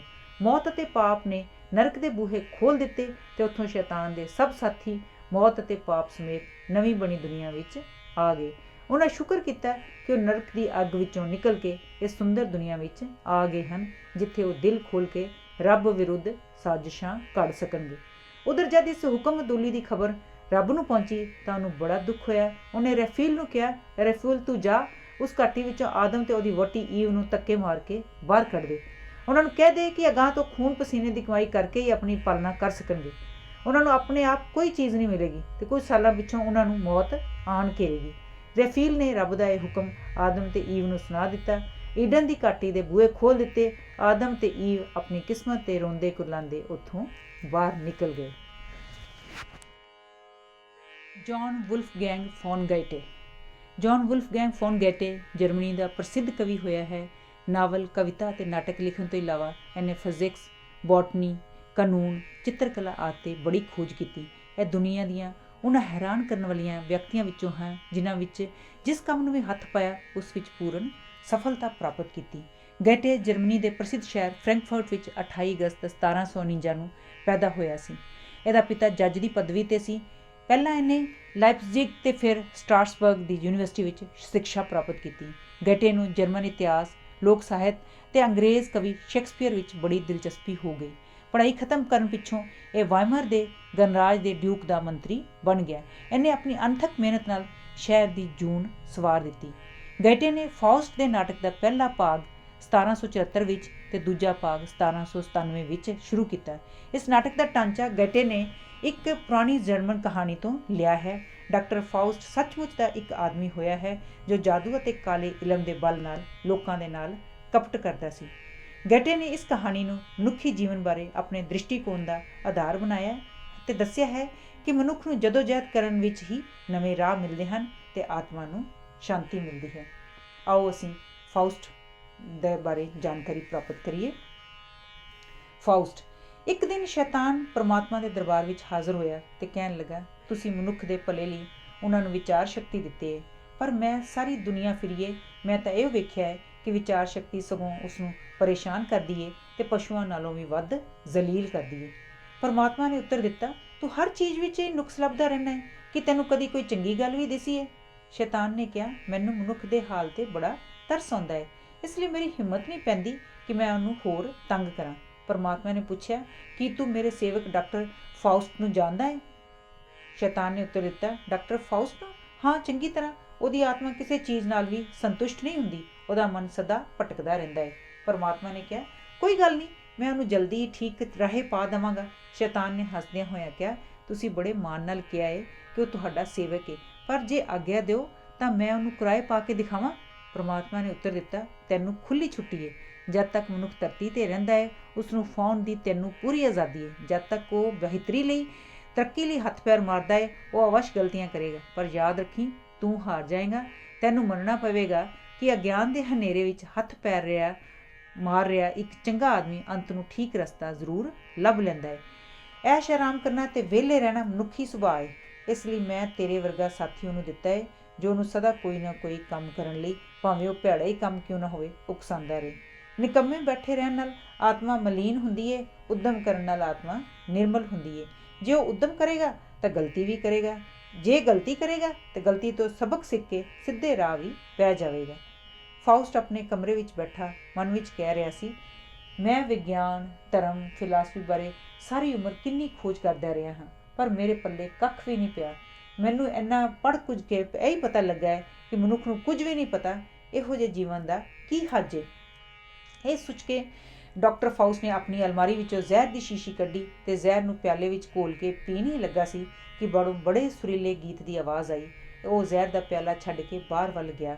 ਉੱਥੇ ਕੀ ਵੇਖਦਾ ਹੈ ਕਿ ਈਸਟਰ ਦਾ ਤਿਉਹਾਰ ਹੈ ਤੇ ਲੋਕ ਬੜੀ ਧੂਮਧਾਮ ਨਾਲ ਇਹ ਦਿਨ ਮਨਾ ਰਹੇ ਹਨ। ਉਹ ਆਪਣੇ ਨੌਕਰ ਵੈਗਨਰ ਨੂੰ ਨਾਲ ਲੈ ਕੇ ਮੇਲਾ ਵੇਖਣ ਲਈ ਤੁਰ ਪਿਆ। ਲੋਕਾਂ ਦੇ ਮਨ ਵਿੱਚ ਉਹਦੇ ਲਈ ਬੜਾ ਸਤਿਕਾਰ ਸੀ, ਅਸੀਂ ਲੋਕ ਉਹਨੂੰ ਆਪਣੇ ਵਿੱਚ ਵੇਖ ਕੇ ਬੜੇ ਖੁਸ਼ ਹੋਏ। ਉਹਨਾਂ ਕਿਹਾ ਕਿ ਉਹ ਡਾਕਟਰ ਫਾਉਸਟ ਦੇ ਬੜੇ ਧੰਨਵਾਦੀ ਹਨ, ਕਿਉਂਕਿ ਜਦੋਂ ਸ਼ਹਿਰ ਵਿੱਚ ਪਲੇਗ ਪਈ ਸੀ ਤਾਂ ਡਾਕਟਰ ਫਾਉਸਟ ਅਤੇ ਉਸਦੇ ਪਿਤਾ ਨੇ ਮੁਫਤ ਦਵਾਈਆਂ ਦੇ ਕੇ ਰੋਗੀਆਂ ਨੂੰ ਠੀਕ ਕੀਤਾ ਸੀ। ਉੱਥੋਂ ਕੁਝ ਅਗਾਂਹ ਜਾ ਕੇ ਫਾਉਸਟ ਆਪਣੇ ਨੌਕਰ ਵੈਗਨਰ ਨੂੰ ਕਹਿਣ ਲੱਗਾ, ਲੋਕ ਸਾਡਾ ਆਦਰ ਕਰ ਰਹੇ ਨੇ, ਪਰ ਮੈਨੂੰ ਇਹ ਆਦਰ ਘਿਰਨਾ ਵਾਂਗੂ ਖਾ ਰਿਹਾ ਹੈ। ਮੇਰਾ ਪਿਤਾ ਪਤਾ ਨਹੀਂ ਕਿ ਊਟ ਪਟਾਂਗ ਮਿਲਾ ਕੇ ਲੋਕਾਂ ਨੂੰ ਖਵਾ ਦਿੰਦਾ ਸੀ। ਸਾਡੇ ਉੱਥੋਂ ਕਦੀ ਕੋਈ ਮਰੀਜ਼ ਰਾਜੀ ਨਹੀਂ ਸੀ ਹੋਇਆ, ਨਾ ਹੀ ਸਾਥੋਂ ਕੋਈ ਪੁੱਛਦਾ ਸੀ ਕਿ ਅਸੀਂ ਕਿਸੇ ਨੂੰ ਠੀਕ ਵੀ ਕੀਤਾ ਹੈ ਕਿ ਨਹੀਂ। ਅਸੀਂ ਕਾਤਲ ਹਾਂ, ਪਰਉਪਕਾਰੀ ਨਹੀਂ। ਇਹ ਭੋਲੇ ਭਾਲੇ ਅਣਜਾਣਪੁਣੇ ਵਿੱਚ ਕਾਤਲ ਦਾ ਆਦਰ ਕਰੀ ਜਾ ਰਹੇ ਨੇ। ਅੱਗੋਂ ਵੈਗਨਰ ਨੇ ਕਿਹਾ, ਇੱਕ ਭਲੇ ਲੋਕ ਦਾ ਕੰਮ ਕੇਵਲ ਸੱਚੇ ਦਿਲ ਨਾਲ ਆਪਣੇ ਧਰਮ ਨੂੰ ਪਾਲਣਾ ਹੈ। ਤੁਹਾਡੇ ਪਿਤਾ ਦੀ ਕੀਤੀ ਖੋਜ ਦੇ ਆਧਾਰ 'ਤੇ ਤੁਸੀਂ ਗਿਆਨ ਵਿੱਚ ਵਾਧਾ ਕਰ ਰਹੇ ਹੋ। ਤੁਹਾਡੀ ਕੀਤੀ ਖੋਜ ਦੇ ਅਗਾਂਹ ਤੁਹਾਡਾ ਪੁੱਤਰ ਵਿਗਿਆਨ ਵਿੱਚ ਵਾਧਾ ਕਰੇਗਾ। ਇਸ ਤਰ੍ਹਾਂ ਪੀੜ੍ਹੀਓਂ ਪੀੜ੍ਹੀ ਗਿਆਨ ਦਾ ਵਾਧਾ ਹੁੰਦਾ ਰਹਿੰਦਾ ਹੈ। ਡਾਕਟਰ ਫਾਉਸਟ ਨੇ ਉੱਤਰ ਦਿੱਤਾ, ਪਰ ਉਹ ਮਨੁੱਖ ਹੀ ਆਤਮਕ ਖੁਸ਼ੀ ਪ੍ਰਾਪਤ ਕਰ ਸਕਦਾ ਹੈ ਜੋ ਗਲਤੀ ਕਰਨ ਤੋਂ ਪਿੱਛੋਂ ਰਾਹੇ ਰਸਤੇ ਵਿੱਚ ਆਉਣ ਦੀ ਕੋਸ਼ਿਸ਼ ਕਰੇ। ਮੇਰੇ ਅੰਦਰ ਦੋ ਰੂਹਾਂ ਨੇ, ਦੋਵੇਂ ਸਦਾ ਇੱਕ ਦੂਜੇ ਦਾ ਵਿਰੋਧ ਕਰਦੀਆਂ ਨੇ। ਇੱਕ ਮੈਨੂੰ ਸਰੀਰਕ ਖੁਸ਼ੀਆਂ ਮਾਣਨ ਲਈ ਪ੍ਰੇਰਦੀ ਹੈ, ਦੂਜੀ ਦੁਨੀਆ ਦੇ ਦੁੱਖਾਂ ਸੁੱਖਾਂ ਨੂੰ ਤਿਆਗ ਕੇ ਆਤਮਕ ਖੁਸ਼ੀ ਪ੍ਰਾਪਤ ਕਰਨ ਲਈ ਉਕਸਾਉਂਦੀ ਹੈ। ਮੈਨੂੰ ਕਿਸੇ ਨਵੇਂ ਜੀਵਨ ਦੀ ਤਾਂਘ ਹੈ। ਜੇ ਰੂਹਾਂ ਸੱਚਮੁੱਚ ਸਾਡੇ ਲਾਗੇ ਤਾਗੇ ਰਹਿੰਦੀਆਂ ਨੇ ਤਾਂ ਉਹਨਾਂ ਅੱਗੇ ਮੇਰੀ ਬੇਨਤੀ ਹੈ ਕਿ ਉਹ ਮੈਨੂੰ ਕੋਈ ਨਵਾਂ ਜੀਵਨ ਬਖਸ਼ਣ ਜਿਸ ਵਿੱਚੋਂ ਆਨੰਦ ਮਿਲ ਸਕੇ। ਵੈਗਨਰ ਕਹਿਣ ਲੱਗਾ, ਇਹਨਾਂ ਵਿੱਚ ਕਈ ਭੈੜੀਆਂ ਰੂਹਾਂ ਵੀ ਹੁੰਦੀਆਂ ਨੇ, ਉਹਨਾਂ ਨੂੰ ਨਾ ਬੁਲਾਇਓ ਕਿਤੇ ਉਹ ਤੁਹਾਨੂੰ ਕੁਰਾਏ ਹੀ ਨਾ ਪਾ ਦੇਣ। ਇਤਨੇ ਨੂੰ ਸ਼ਾਮ ਪੈ ਚੁੱਕੀ ਸੀ। ਇੱਕ ਕਾਲਾ ਕੁੱਤਾ ਗਲੀ ਵਿੱਚੋਂ ਫਾਉਸਟ ਵੱਲ ਦੌੜਦਾ ਆਉਂਦਾ ਦਿਸਿਆ। ਉਹ ਫਾਉਸਟ ਦੇ ਮਗਰ ਲੱਗ ਗਿਆ। ਰਾਤ ਨੂੰ ਜਦ ਫਾਉਸਟ ਘਰ ਪਹੁੰਚਿਆ ਤਾਂ ਉਹਦੇ ਪਿੱਛੇ ਪਿੱਛੇ ਕਮਰੇ ਅੰਦਰ ਆ ਗਿਆ। ਥੋੜ੍ਹੇ ਚਿਰ ਪਿੱਛੋਂ ਉਹ ਆਕਾਰ ਵਿੱਚ ਵਧਣ ਲੱਗ ਪਿਆ ਅਤੇ ਉਹਨੇ ਇੱਕ ਡਰਾਉਣੇ ਗੈਂਡੇ ਦਾ ਰੂਪ ਧਾਰਨ ਕਰ ਲਿਆ। ਫਾਉਸਟ ਉਹਨੂੰ ਵੇਖ ਕੇ ਬੜਾ ਘਬਰਾ ਗਿਆ, ਪਰ ਗੈਂਡਾ ਹੋਰ ਵੱਧਦਾ ਹਾਥੀ ਬਣ ਗਿਆ। ਫਿਰ ਹੌਲੀ ਹੌਲੀ ਉਹ ਧੁੰਦਲਾ ਹੋ ਗਿਆ। ਜਦ ਧੁੰਦ ਸਾਫ਼ ਹੋਈ ਤਾਂ ਵਿੱਚੋਂ ਸ਼ੈਤਾਨ ਪ੍ਰਤੱਖ ਰੂਪ ਵਿੱਚ ਫਾਉਸਟ ਦੇ ਸਾਹਮਣੇ ਆ ਖੜਾ ਸੀ। ਉਹਨੇ ਕਿਹਾ, ਮੈਂ ਸ਼ੈਤਾਨ ਹਾਂ, ਬਦੀ ਦਾ ਦੇਵਤਾ। ਮੈਂ ਬਦੀ ਵਿੱਚ ਪਲਦਾ ਹਾਂ।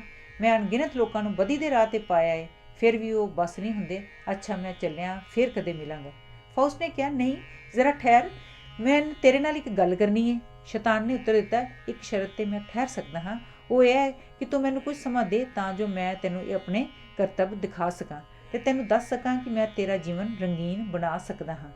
ਫਾਉਸਟ ਨੇ ਕਿਹਾ, ਮੈਨੂੰ ਤੇਰੀ ਸ਼ਰਤ ਮਨਜ਼ੂਰ ਹੈ, ਪਰ ਉਹ ਆਨੰਦ ਠੋਸ ਹੋਣਾ ਚਾਹੀਦਾ ਹੈ, ਖਿਆਲੀ ਨਹੀਂ।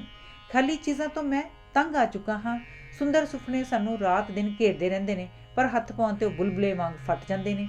ਇਸ ਜੀਵਨ ਦਾ ਕੀ ਲਾਭ ਜਿਸ ਵਿੱਚ ਮਨੁੱਖ ਸੁਪਨੇ ਹੀ ਸੁਪਨੇ ਘੜਦਾ ਰਹੇ ਪਰ ਪ੍ਰਾਪਤ ਕੁਝ ਵੀ ਨਾ ਕਰ ਸਕੇ। ਇਸ ਜੀਵਨ ਨਾਲ ਤਾਂ ਮੌਤ ਹੀ ਚੰਗੀ ਹੈ। ਸ਼ੈਤਾਨ ਇਹ ਸੁਣ ਕੇ ਉੱਚੀ ਸਾਰੀ ਹੱਸਿਆ ਤੇ ਕਹਿਣ ਲੱਗਾ, ਜੀਵਨ ਤੋਂ ਨਿਰਾਸ਼ ਨਾ ਹੋ, ਮੈਂ ਤੇਰੇ ਸਾਰੇ ਸੁਪਨੇ ਸੱਚ ਕਰਕੇ ਵਿਖਾ ਸਕਦਾ ਹਾਂ। ਅੱਜ ਤੋਂ ਤੂੰ ਮੈਨੂੰ ਆਪਣਾ ਸੇਵਕ ਸਮਝ। ਇਸ ਸੇਵਾ ਦੀ ਮਜ਼ਦੂਰੀ ਕੀ ਲਵੇਂਗਾ? ਫਾਉਸਟ ਨੇ ਪੁੱਛਿਆ। ਇਸ ਬਾਰੇ ਫੇਰ ਗੱਲ ਕਰਾਂਗੇ, ਸ਼ੈਤਾਨ ਨੇ ਕਿਹਾ। ਨਹੀਂ ਨਹੀਂ, ਜੋ ਨਿਬੜ ਜਾਏ ਉਹੀ ਠੀਕ ਹੈ, ਫਾਉਸਟ ਨੇ ਉੱਤਰ ਦਿੱਤਾ। ਇਸ 'ਤੇ ਸ਼ੈਤਾਨ ਨੇ ਕਿਹਾ, ਚੰਗਾ, ਸ਼ਰਤ ਇਹ ਹੈ ਕਿ ਇੱਥੇ ਮੈਂ ਤੇਰਾ ਸੇਵਕ ਬਣਦਾ ਤੇ ਨਰਕ ਵਿੱਚ ਤੂੰ ਮੇਰਾ ਸੇਵਕ ਬਣੀ। ਫਾਉਸਟ ਨੇ ਉੱਤਰ ਦਿੱਤਾ, ਜੀਵਨ ਦੀ ਸੁੰਦਰ ਤੋਂ ਸੁੰਦਰ ਚੀਜ਼ ਵੀ ਮੇਰਾ ਮਨ ਨੂੰ ਉਕਤਾ ਦਿੰਦੀ ਹੈ। ਜੇ ਮੈਂ ਕਿਸੇ ਚੀਜ਼ ਦਾ ਇੱਕ ਪਲ ਤੋਂ ਵੱਧ ਆਨੰਦ ਮਾਣਨ ਦੀ ਕਦੀ ਵੀ ਖਾਹਿਸ਼ ਪ੍ਰਗਟ ਕਰਾਂ ਤਾਂ ਤੂੰ ਮੈਨੂੰ ਬੰਨ੍ਹ ਲਈ, ਆਪਣਾ ਗੁਲਾਮ ਬਣਾ ਲਈ। ਮਨਜ਼ੂਰ ਹੈ? ਹਾਂ, ਮਨਜ਼ੂਰ ਹੈ, ਸ਼ੈਤਾਨ ਨੇ ਕਿਹਾ, ਪਰ ਵੇਖੀ ਇਹ ਸ਼ਰਤ ਕਿਤੇ ਭੁੱਲ ਨਾ ਜਾਈਂ, ਮੇਰੀ ਯਾਦਾਸ਼ਤ ਬੜੀ ਤੇਜ਼ ਹੀ।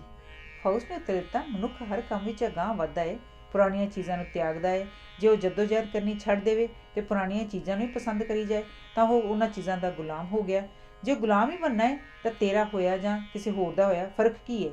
ਸ਼ੈਤਾਨ ਨੇ ਕਿਹਾ, ਮੈਂ ਦੁਨੀਆ ਦੀ ਹਰ ਚੀਜ਼ ਤੈਨੂੰ ਲਿਆ ਕੇ ਦੇ ਸਕਦਾ ਹਾਂ, ਤੇਰੀ ਹਰ ਖਾਹਿਸ਼ ਨੂੰ ਪੂਰੀ ਕਰ ਸਕਦਾ ਹਾਂ।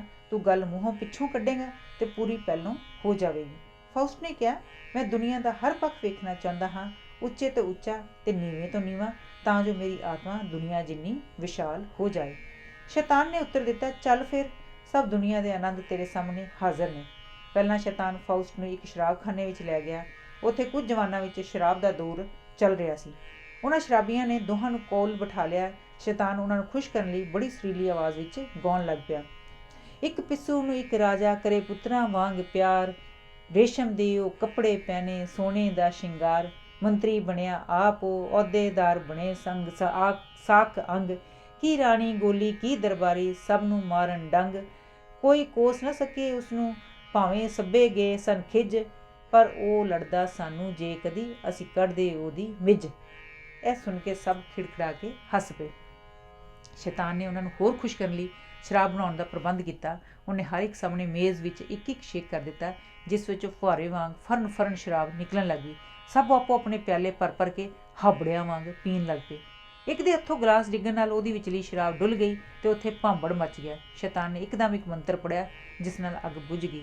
ਇਹ ਵੇਖ ਕੇ ਸ਼ਰਾਬੀਆਂ ਨੇ ਸਮਝਿਆ ਕਿ ਸ਼ੈਤਾਨ ਕੋਈ ਜਾਦੂਗਰ ਹੈ, ਉਹਨੂੰ ਕਾਬੂ ਕਰਨਾ ਚਾਹੁੰਦਾ ਹੈ। ਇੱਥੇ ਸਭ ਜਣੇ ਆਪਣੇ ਆਪਣੇ ਛੁਰੇ ਕੱਢ ਕੇ ਉਸ 'ਤੇ ਜਾ ਪਏ, ਪਰ ਸ਼ੈਤਾਨ ਨੇ ਸਭ ਨੂੰ ਉੱਥੇ ਹੀ ਕੀਲ ਦਿੱਤਾ ਤੇ ਫਾਉਸਟ ਨੂੰ ਆਪਣੇ ਨਾਲ ਲੈ ਕੇ ਉੱਥੋਂ ਖਿਸਕ ਗਿਆ। ਉੱਥੋਂ ਦੋਵੇਂ ਜਣੇ ਇੱਕ ਬੁੱਢੀ ਬਦਸ਼ਕਲ ਜਾਦੂਗਰਨੀ ਦੇ ਘਰ ਵੱਲ ਗਏ। ਉੱਥੇ ਜਾਦੂਗਰਨੀ ਤਾਂ ਨਹੀਂ ਸੀ ਬੈਠੀ, ਪਰ 3-4 ਬਾਂਦਰ ਬੈਠੇ ਇੱਕ ਅਜੀਬ ਜਿਹਾ ਕਾੜਾ ਬਣਾ ਰਹੇ ਸਨ। ਸ਼ੈਤਾਨ ਬਾਂਦਰਾਂ ਨੂੰ ਜਾਦੂਗਰਨੀ ਬਾਰੇ ਪੁੱਛਗਿੱਛ ਕਰਨ ਲੱਗਾ ਤਾਂ ਦੇਗ ਵਿੱਚੋਂ ਕੁਝ ਕਾੜਾ ਉਬਲ ਕੇ ਬਾਹਰ ਡੁੱਲ ਗਿਆ, ਜਿਸ ਨਾਲ ਉੱਥੇ ਅੱਗ ਲੱਗ ਗਈ। ਇਤਨੇ ਨੂੰ ਜਾਦੂਗਰਨੀ ਬਾਹਰੋਂ ਉੱਡਦੀ ਹੋਈ ਅੰਗੀਠੀ ਰਾਹੀਂ ਅੰਦਰ ਆਈ। ਉਹ ਬਾਂਦਰਾਂ ਦੀ ਅਣਗਹਿਲੀ ਨਾਲ ਅੱਗ ਲੱਗਣ ਕਰਕੇ ਉਹਨਾਂ ਨੂੰ ਬੁਰਾ ਭਲਾ ਕਹਿਣ ਲੱਗ ਪਈ। ਅਚਾਨਕ ਉਹਦੀ ਨਜ਼ਰ ਇਹਨਾਂ 2 ਅਜਨਬੀਆਂ 'ਤੇ ਪਈ। ਗੁੱਸੇ ਵਿੱਚ ਆ ਕੇ ਉਹਨੇ ਕੜਛੀ ਭਰੀ ਤੇ ਉਬਲਦਾ ਕਾੜਾ ਉਹਨਾਂ 'ਤੇ ਸੁੱਟਿਆ। ਅੱਗੋਂ ਸ਼ੈਤਾਨ ਨੇ ਅੱਖਾਂ ਲਾਲ ਕਰਕੇ ਕਿਹਾ, ਤੂੰ ਜਾਣਦੀ ਨਹੀਂ ਮੈਂ ਕੌਣ ਹਾਂ? ਜਦ ਜਾਦੂਗਰਨੀ ਨੇ ਧਿਆਨ ਨਾਲ ਵੇਖਿਆ ਤਾਂ ਸ਼ੈਤਾਨ ਦੇ ਪੈਰੀਂ ਪੈ ਗਈ ਤੇ ਕਹਿਣ ਲੱਗੀ, ਖਿਮਾ ਕਰਨਾ ਮੇਰੇ ਮਾਲਕ, ਦੱਸੋ ਮੈਂ ਤੁਹਾਡੀ ਕੀ ਸੇਵਾ ਕਰ ਸਕਦੀ ਹਾਂ? ਸ਼ੈਤਾਨ ਨੇ ਹੁਕਮ ਦਿੱਤਾ, ਸਾਨੂੰ ਇੱਕ ਜ਼ਬਰਦਸਤ ਕਾੜਾ ਪਿਆ, ਜਿਸ ਨਾਲ ਗਈ ਜਵਾਨੀ ਮੁੜ ਵਾਪਸ ਆਏ। ਜਾਦੂਗਰ ਨੇ ਇੱਕਦਮ ਪਿਆਲੇ ਵਿੱਚ ਇੱਕ ਕਾੜਾ ਪਾਇਆ। ਉਸ ਕਾੜੇ ਨੂੰ ਪੀਂਦਿਆਂ ਹੀ ਫਾਉਸਟ ਦੇ ਮਨ 'ਤੇ ਐਸਾ ਅਸਰ ਹੋਇਆ ਕਿ ਨਾ ਉਹ ਕੇਵਲ ਆਪਣੇ ਆਪ ਨੂੰ ਜਵਾਨ ਮਹਿਸੂਸ ਕਰਨ ਲੱਗ ਪਿਆ, ਬਲਕਿ ਉਹਨੂੰ ਹਰ ਇਸਤਰੀ ਜੰਨਤ ਦੀ ਹੂਰ ਦਿਸਣ ਲੱਗ ਪਈ। ਜਦ ਉਹ ਕਾੜਾ ਪੀ ਕੇ ਬਾਹਰ ਗਲੀ ਵਿੱਚੋਂ ਲੰਘ ਰਹੇ ਸਨ ਤਾਂ ਉੱਥੇ ਇੱਕ ਲੜਕੀ ਗਿਰਜੇ ਤੋਂ ਵਾਪਸ ਆ ਰਹੀ ਸੀ। ਉਸਦਾ ਨਾਂ ਮਾਰਗਰੇਟ ਸੀ। ਫਾਊਸਟ ਉਹਦੇ 'ਤੇ ਮੋਹਿਤ ਹੋ ਗਿਆ। ਫਾਊਸਟ ਸ਼ੈਤਾਨ ਨੂੰ ਕਹਿਣ ਲੱਗਾ, ਮੈਨੂੰ ਇਹ ਲੜਕੀ ਬੜੀ ਚੰਗੀ ਲੱਗੀ ਹੈ, ਤੂੰ ਮੈਨੂੰ ਇਹਦੇ ਘਰ ਲੈ ਚੱਲ। ਸ਼ੈਤਾਨ ਨੇ ਕਿਹਾ, ਇਹੋ ਜਿਹੇ ਭੋਲੇ ਭਾਲੇ ਬੰਦਿਆਂ ਨੂੰ ਮੈਂ ਵੱਸ ਨਹੀਂ ਕਰ ਸਕਦਾ, ਪਰ ਫਿਰ ਵੀ ਮੈਂ ਕੋਸ਼ਿਸ਼ ਕਰ ਵੇਖਦਾ ਹਾਂ। ਉਸੇ ਸ਼ਾਮ ਮਾਰਗਰੇਟ ਆਪਣੇ ਕਮਰੇ ਵਿੱਚ ਬੈਠੀ ਵਾਲ ਵਾਹ ਰਹੀ ਸੀ। ਵਾਰੀ ਨਹੀਂ, ਫਾਊਸਟ ਅਤੇ ਸ਼ੈਤਾਨ ਉਸ ਕਮਰੇ ਅੰਦਰ ਚਲੇ ਗਏ। ਸ਼ੈਤਾਨ ਨੇ ਹੌਲੀ ਜਿਹੀ ਹੀਰਿਆਂ ਦਾ ਇੱਕ ਕੀਮਤੀ ਹਾਰ ਮਾਰਗਰੇਟ ਦੇ ਸ਼ਿੰਗਾਰ ਵਾਲੇ ਡੱਬੇ ਵਿੱਚ ਰੱਖ ਦਿੱਤਾ ਤੇ ਉਹ ਦੋਵੇਂ ਉੱਥੋਂ ਚਲੇ ਗਏ। ਜਦ ਮਾਰਗਰੇਟ ਕਮਰੇ ਵਿੱਚ ਵਾਪਸ ਆਈ ਤਾਂ ਉਸ ਕੀਮਤੀ ਹਾਰ ਨੂੰ ਵੇਖ ਕੇ ਉਹਦੀਆਂ ਅੱਖਾਂ ਖੁੱਲ੍ਹ ਗਈਆਂ। ਉਹ ਹੈਰਾਨ ਸੀ ਕਿ ਹਾਰ ਆ ਕਿੱਥੋਂ ਗਿਆ ਹੈ, ਪਰ ਉਹ ਉਹਨੂੰ ਲੈ ਕੇ ਬਹੁਤ ਖੁਸ਼ ਸੀ। ਜਦ ਮਾਰਗਰੇਟ ਦੀ ਮਾਂ ਨੂੰ ਇਸ ਹਾਰ ਬਾਰੇ ਪਤਾ ਲੱਗਾ ਤਾਂ ਉਹ ਡਰ ਗਈ ਕਿ ਕਿਤੇ ਉਹ ਚੋਰੀ ਦਾ ਨਾ ਹੋਵੇ। ਉਹਨੇ ਪਾਦਰੀ ਨੂੰ ਬੁਲਾ ਕੇ ਉਹ ਹਾਰ ਉਹਨੂੰ ਦੇ ਦਿੱਤਾ, ਪਰ ਮਾਰਗਰੇਟ ਹਾਰ ਉੱਥੋਂ ਗਵਾ ਕੇ ਬੜੀ ਦੁਖੀ ਹੋਈ। ਰਾਤ ਦਿਨ ਉਹਦਾ ਧਿਆਨ ਉਸ ਹਾਰ ਵਿੱਚ ਤੇ ਉਸਦੇ ਦੇਣ ਵਾਲੇ ਵਿੱਚ ਲੱਗਾ ਰਹਿੰਦਾ। ਜਦ ਫਾਊਸਟ ਨੂੰ ਇਸ ਗੱਲ ਦਾ ਪਤਾ ਲੱਗਾ ਤਾਂ ਉਹਨੇ ਸ਼ੈਤਾਨ ਨੂੰ ਕਿਹਾ, ਤੂੰ ਪਹਿਲਾਂ ਨਾਲੋਂ ਵੀ ਇੱਕ ਸੋਹਣਾ ਹਾਰ ਮਾਰਗਰੇਟ ਨੂੰ ਲਿਆ ਦੇ। ਸ਼ੈਤਾਨ ਵਿੱਚੋਂ ਖੁਸ਼ ਸੀ ਕਿ ਫਾਊਸਟ ਪਿਆਰ ਵਿੱਚ ਇਤਨਾ ਅੰਨਾ ਹੋ ਚੁੱਕਾ ਹੈ ਕਿ ਆਪਣੀ ਪਿਆਰੀ ਲਈ ਜ਼ਮੀਨ ਅਸਮਾਨ ਵੇਚ ਕੇ ਵੀ ਉਹਨੂੰ ਖੁਸ਼ ਕਰਨ ਤੇ ਤੁਲਿਆ ਹੋਇਆ ਹੈ। ਉਹਨੇ ਫੌਰਨ ਪਹਿਲਾਂ ਨਾਲੋਂ ਵੀ ਵਧੀਆ ਹਾਰ ਮਾਰਗਰੇਟ ਦੇ ਸ਼ਿੰਗਾਰ ਬਕਸ ਵਿੱਚ ਰੱਖ ਦਿੱਤਾ। ਜਦ ਮਾਰਗਰੇਟ ਨੇ ਇਹ ਹਾਰ ਵੇਖਿਆ ਤਾਂ ਉਹਦੀ ਖੁਸ਼ੀ ਦੀ ਕੋਈ ਹੱਦ ਨਾ ਰਹੀ। ਉਹ ਸਿੱਧੀ ਆਪਣੀ ਸਹੇਲੀ ਮਾਰਥਾ ਪਾਸ ਗਈ ਤੇ ਉਹਨੂੰ ਨਵਾਂ ਹਾਰ ਵਿਖਾਉਂਦਿਆਂ ਕਹਿਣ ਲੱਗੀ, ਇਸ ਹਾਰ ਨੂੰ ਲੋਕਾਂ ਸਾਹਮਣੇ ਪਾਉਂਦਿਆਂ ਮੈਨੂੰ ਡਰ ਲੱਗਦਾ ਹੈ। ਮਾਰਥਾ ਨੇ ਕਿਹਾ, ਤੂੰ ਜਦੋਂ ਕਦੇ ਵੀ ਮੈਨੂੰ ਮਿਲਣ ਆਇਆ ਕਰੀਂ, ਇਹ ਹਾਰ ਉਸ ਵੇਲੇ ਪਾ ਲਿਆ ਕਰੀਂ, ਫਿਰ ਕਿਸੇ ਨੂੰ ਇਸ ਬਾਰੇ ਪਤਾ ਨਹੀਂ ਲੱਗ ਸਕੇਗਾ। ਮਾਰਗਰੇਟ ਕਹਿਣ ਲੱਗੀ, ਪਰ ਪਤਾ ਨਹੀਂ ਲੱਗਦਾ ਇਹ ਰੱਖ ਕੌਣ ਗਿਆ ਹੈ, ਇਸ ਵਿੱਚ ਕਿਸੇ ਦੀ ਸ਼ਰਾਰਤ ਲੱਗਦੀ ਹੈ, ਇਸ 'ਚੋਂ ਕਿਤੇ ਕੋਈ ਖਰਾਬੀ ਨਾ ਨਿਕਲੇ। ਅਗਲੇ ਦਿਨ ਸ਼ੈਤਾਨ ਮਾਰਥਾ ਦੇ ਘਰ ਗਿਆ ਇਹ ਦੱਸ ਕੇ ਕਿ ਉਹ ਉਹਦੇ ਸਵਰਗਵਾਸੀ ਪਤੀ ਦਾ ਮਿੱਤਰ ਹੈ। ਉਹਨੇ ਮਾਰਥਾ ਨਾਲ ਜਾਣ ਪਛਾਣ ਗੰਢ ਲਈ। ਉਸ ਤੋਂ ਅਗਲੇ ਦਿਨ ਜਦ ਮਾਰਥਾ ਤੇ ਮਾਰਗਰੇਟ ਇਕੱਠੀਆਂ ਹੋਈਆਂ ਤਾਂ ਸ਼ੈਤਾਨ ਫਾਊਸਟ ਨੂੰ ਨਾਲ ਲੈ ਕੇ ਉਹਨਾਂ ਪਾਸ ਪਹੁੰਚਿਆ। ਉੱਥੇ ਮਾਰਗਰੇਟ ਤੇ ਫਾਊਸਟ ਦੀ ਮੁਲਾਕਾਤ ਹੋਈ। ਦੋਨਾਂ ਨੂੰ ਇੱਕ ਦੂਜੇ ਨਾਲ ਪ੍ਰੇਮ ਪੈ ਗਿਆ। ਮਾਰਗਰੇਟ ਨੇ ਲਾਗਿਓ ਹੀ ਡੇਜ਼ੀ ਦਾ ਇੱਕ ਫੁੱਲ ਤੋੜਿਆ ਤੇ ਉਹ ਪੰਖੜੀਆਂ ਨੂੰ ਤੋੜ ਕੇ ਔਂਸੀਆਂ ਪਾਉਣ ਲੱਗ ਪਈ। ਇੱਕ ਪੰਖੜੀ ਤੋੜ ਕੇ ਉਹ ਕਹਿੰਦੀ ਸੀ, ਉਹ ਮੈਨੂੰ ਪਿਆਰ ਕਰਦਾ ਹੈ। ਫਿਰ ਦੂਸਰੀ ਪੰਖੜੀ ਤੋੜ ਕੇ ਕਹਿੰਦੀ ਸੀ, ਉਹ ਮੈਨੂੰ ਪਿਆਰ ਨਹੀਂ ਕਰਦਾ। ਇਸ ਤਰ੍ਹਾਂ ਜਦ ਆਖਰੀ ਪੰਖੜੀ ਦੀ ਵਾਰੀ ਆਈ ਤਾਂ ਉਹ ਮੈਨੂੰ ਪਿਆਰ ਕਰਦਾ ਹੈ ਨਾਲ ਖਤਮ ਹੋਈ। ਇਸ ਤੇ ਫਾਊਸਟ ਨੇ ਕਿਹਾ, ਇਹ ਪੰਖੜੀ ਠੀਕ ਕਹਿੰਦੀ ਏ, ਮੈਂ ਤੈਨੂੰ ਸੱਚੇ ਦਿਲੋਂ ਪਿਆਰ ਕਰਦਾ ਹਾਂ। ਇਤਨੇ ਨੂੰ ਸ਼ਾਮ ਦਾ ਹਨੇਰਾ ਪੈ ਗਿਆ। ਮਾਰਥਾ ਨੇ ਸ਼ੈਤਾਨ ਨੂੰ ਕਿਹਾ, ਹੁਣ ਤੁਹਾਨੂੰ ਇੱਥੋਂ ਚਲੇ ਜਾਣਾ ਚਾਹੀਦਾ ਹੈ। ਸਾਨੂੰ ਪਰਾਏ ਮਨੁੱਖਾਂ ਵੱਲ ਨਾਲ ਵੇਖ ਕੇ ਲੋਕੀ ਐਵੇਂ 100 ਗੱਲਾਂ ਬਣਾਉਣਗੇ।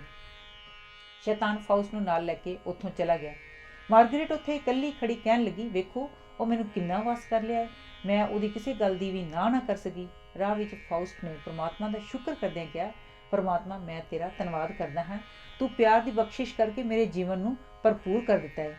ਜਦ ਮਾਰਗਰੇਟ ਦੇ ਭਰਾ ਵੈਲੈਂਟਾਈਨ ਨੂੰ ਮਾਰਗਰੇਟ ਅਤੇ ਫਾਊਸਟ ਦੇ ਆਪਸੀ ਸੰਬੰਧ ਦਾ ਪਤਾ ਲੱਗਾ ਤਾਂ ਉਹ ਬੜਾ ਦੁਖੀ ਹੋਇਆ। ਉਹ ਕਹਿਣ ਲੱਗਾ, ਮੈਂ ਆਪਣੇ ਮਿੱਤਰਾਂ ਸਾਹਮਣੇ ਫੜ ਮਾਰਦਾ ਹੁੰਦਾ ਸਾਂ ਕਿ ਦੁਨੀਆ ਵਿੱਚ ਮੇਰੀ ਭੈਣ ਮਾਰਗਰੇਟ ਵਾਂਗ ਸੱਚੀ ਤੇ ਸੁੱਚੀ ਕੋਈ ਲੜਕੀ ਨਹੀਂ, ਪਰ ਹੁਣ ਮੈਨੂੰ ਲੋਕਾਂ ਦੇ ਤਾਨਿਆਂ ਨਾਲ ਹੀ ਮਾਰ ਦੇਣਗੇ।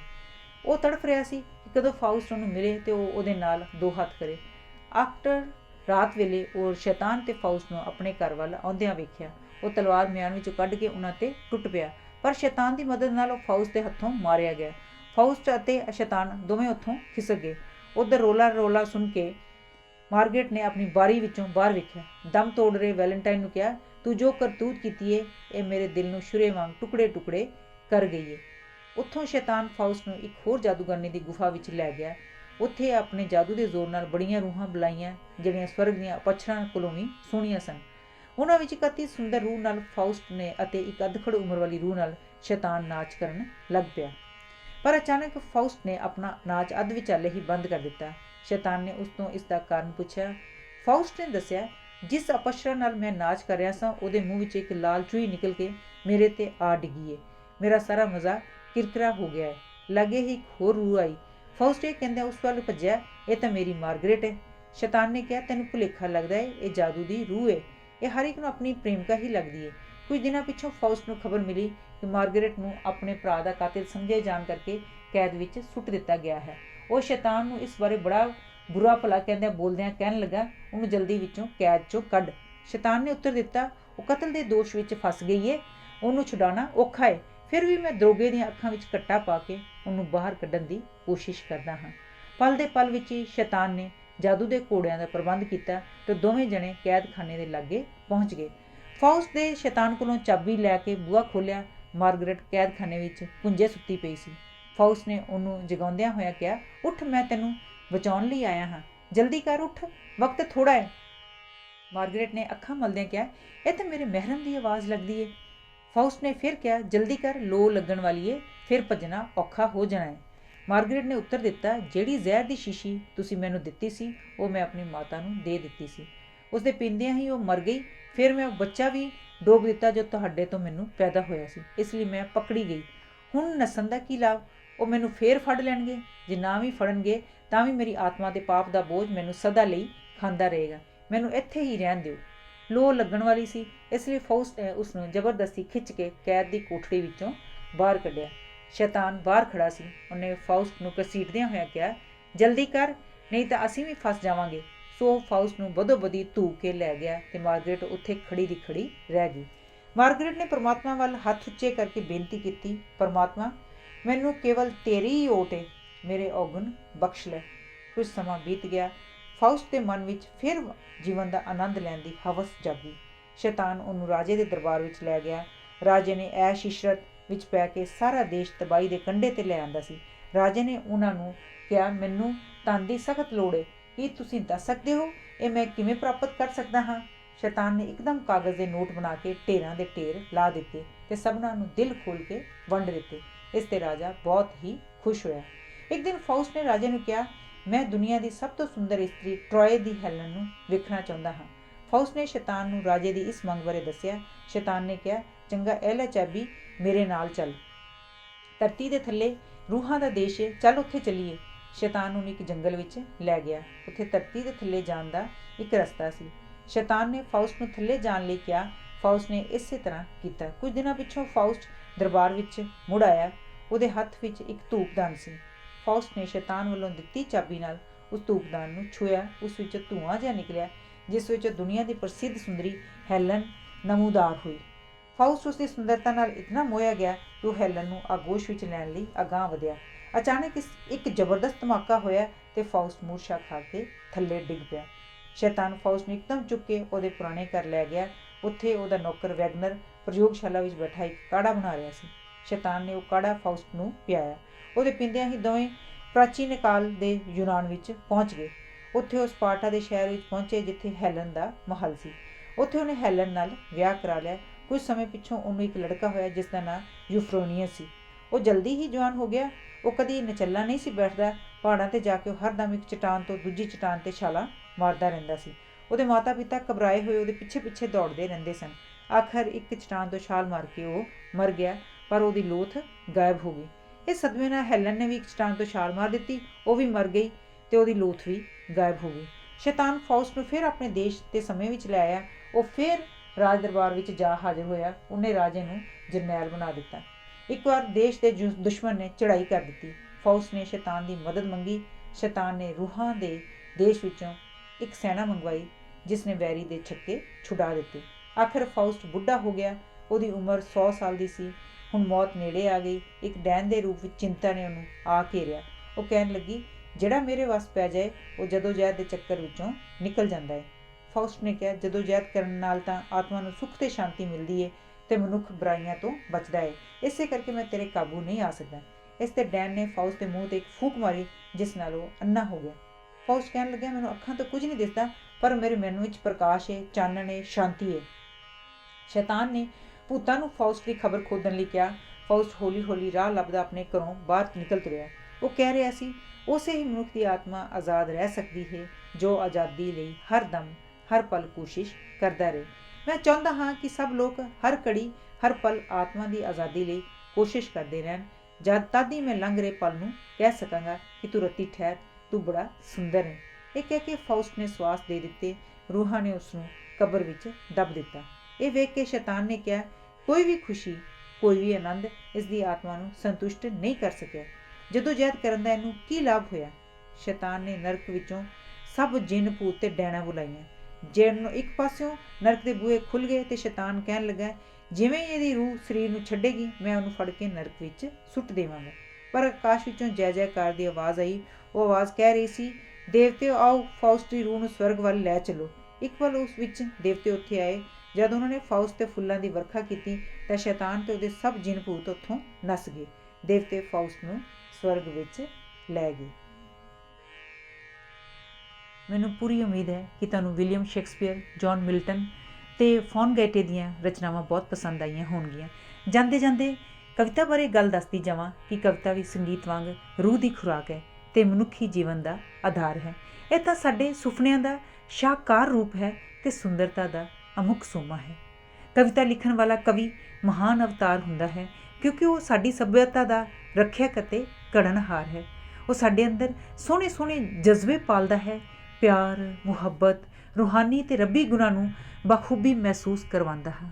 ਅਸੀਂ ਸਾਰੇ ਆਪਣੇ ਜਜ਼ਬਾਤਾਂ, ਅਹਿਸਾਸਾਂ ਨੂੰ ਚੰਗੀ ਤਰ੍ਹਾਂ ਪ੍ਰਗਟ ਨਹੀਂ ਕਰ ਸਕਦੇ, ਇਸੇ ਲਈ ਕਵੀ, ਲੇਖਕ ਸਾਡੇ ਗਮਾਂ ਅਤੇ ਖੁਸ਼ੀਆਂ ਦਾ ਬੁਲਾਰਾ ਹੁੰਦਾ ਹੈ। ਚੰਗਾ ਸਾਹਿਤ ਪੜ੍ਹ ਕੇ ਅਸੀਂ ਵੀ ਕੁਝ ਚੰਗਾ ਲਿਖਣ ਦੇ ਕਾਬਲ ਹੋ ਸਕਦੇ ਹਾਂ। ਸ਼ੁਭ ਸ਼ਾਮਾਂ ਸਾਹਿਤ। ਧੰਨਵਾਦ। ਹਰਜੀਤ ਬਮਰਾ।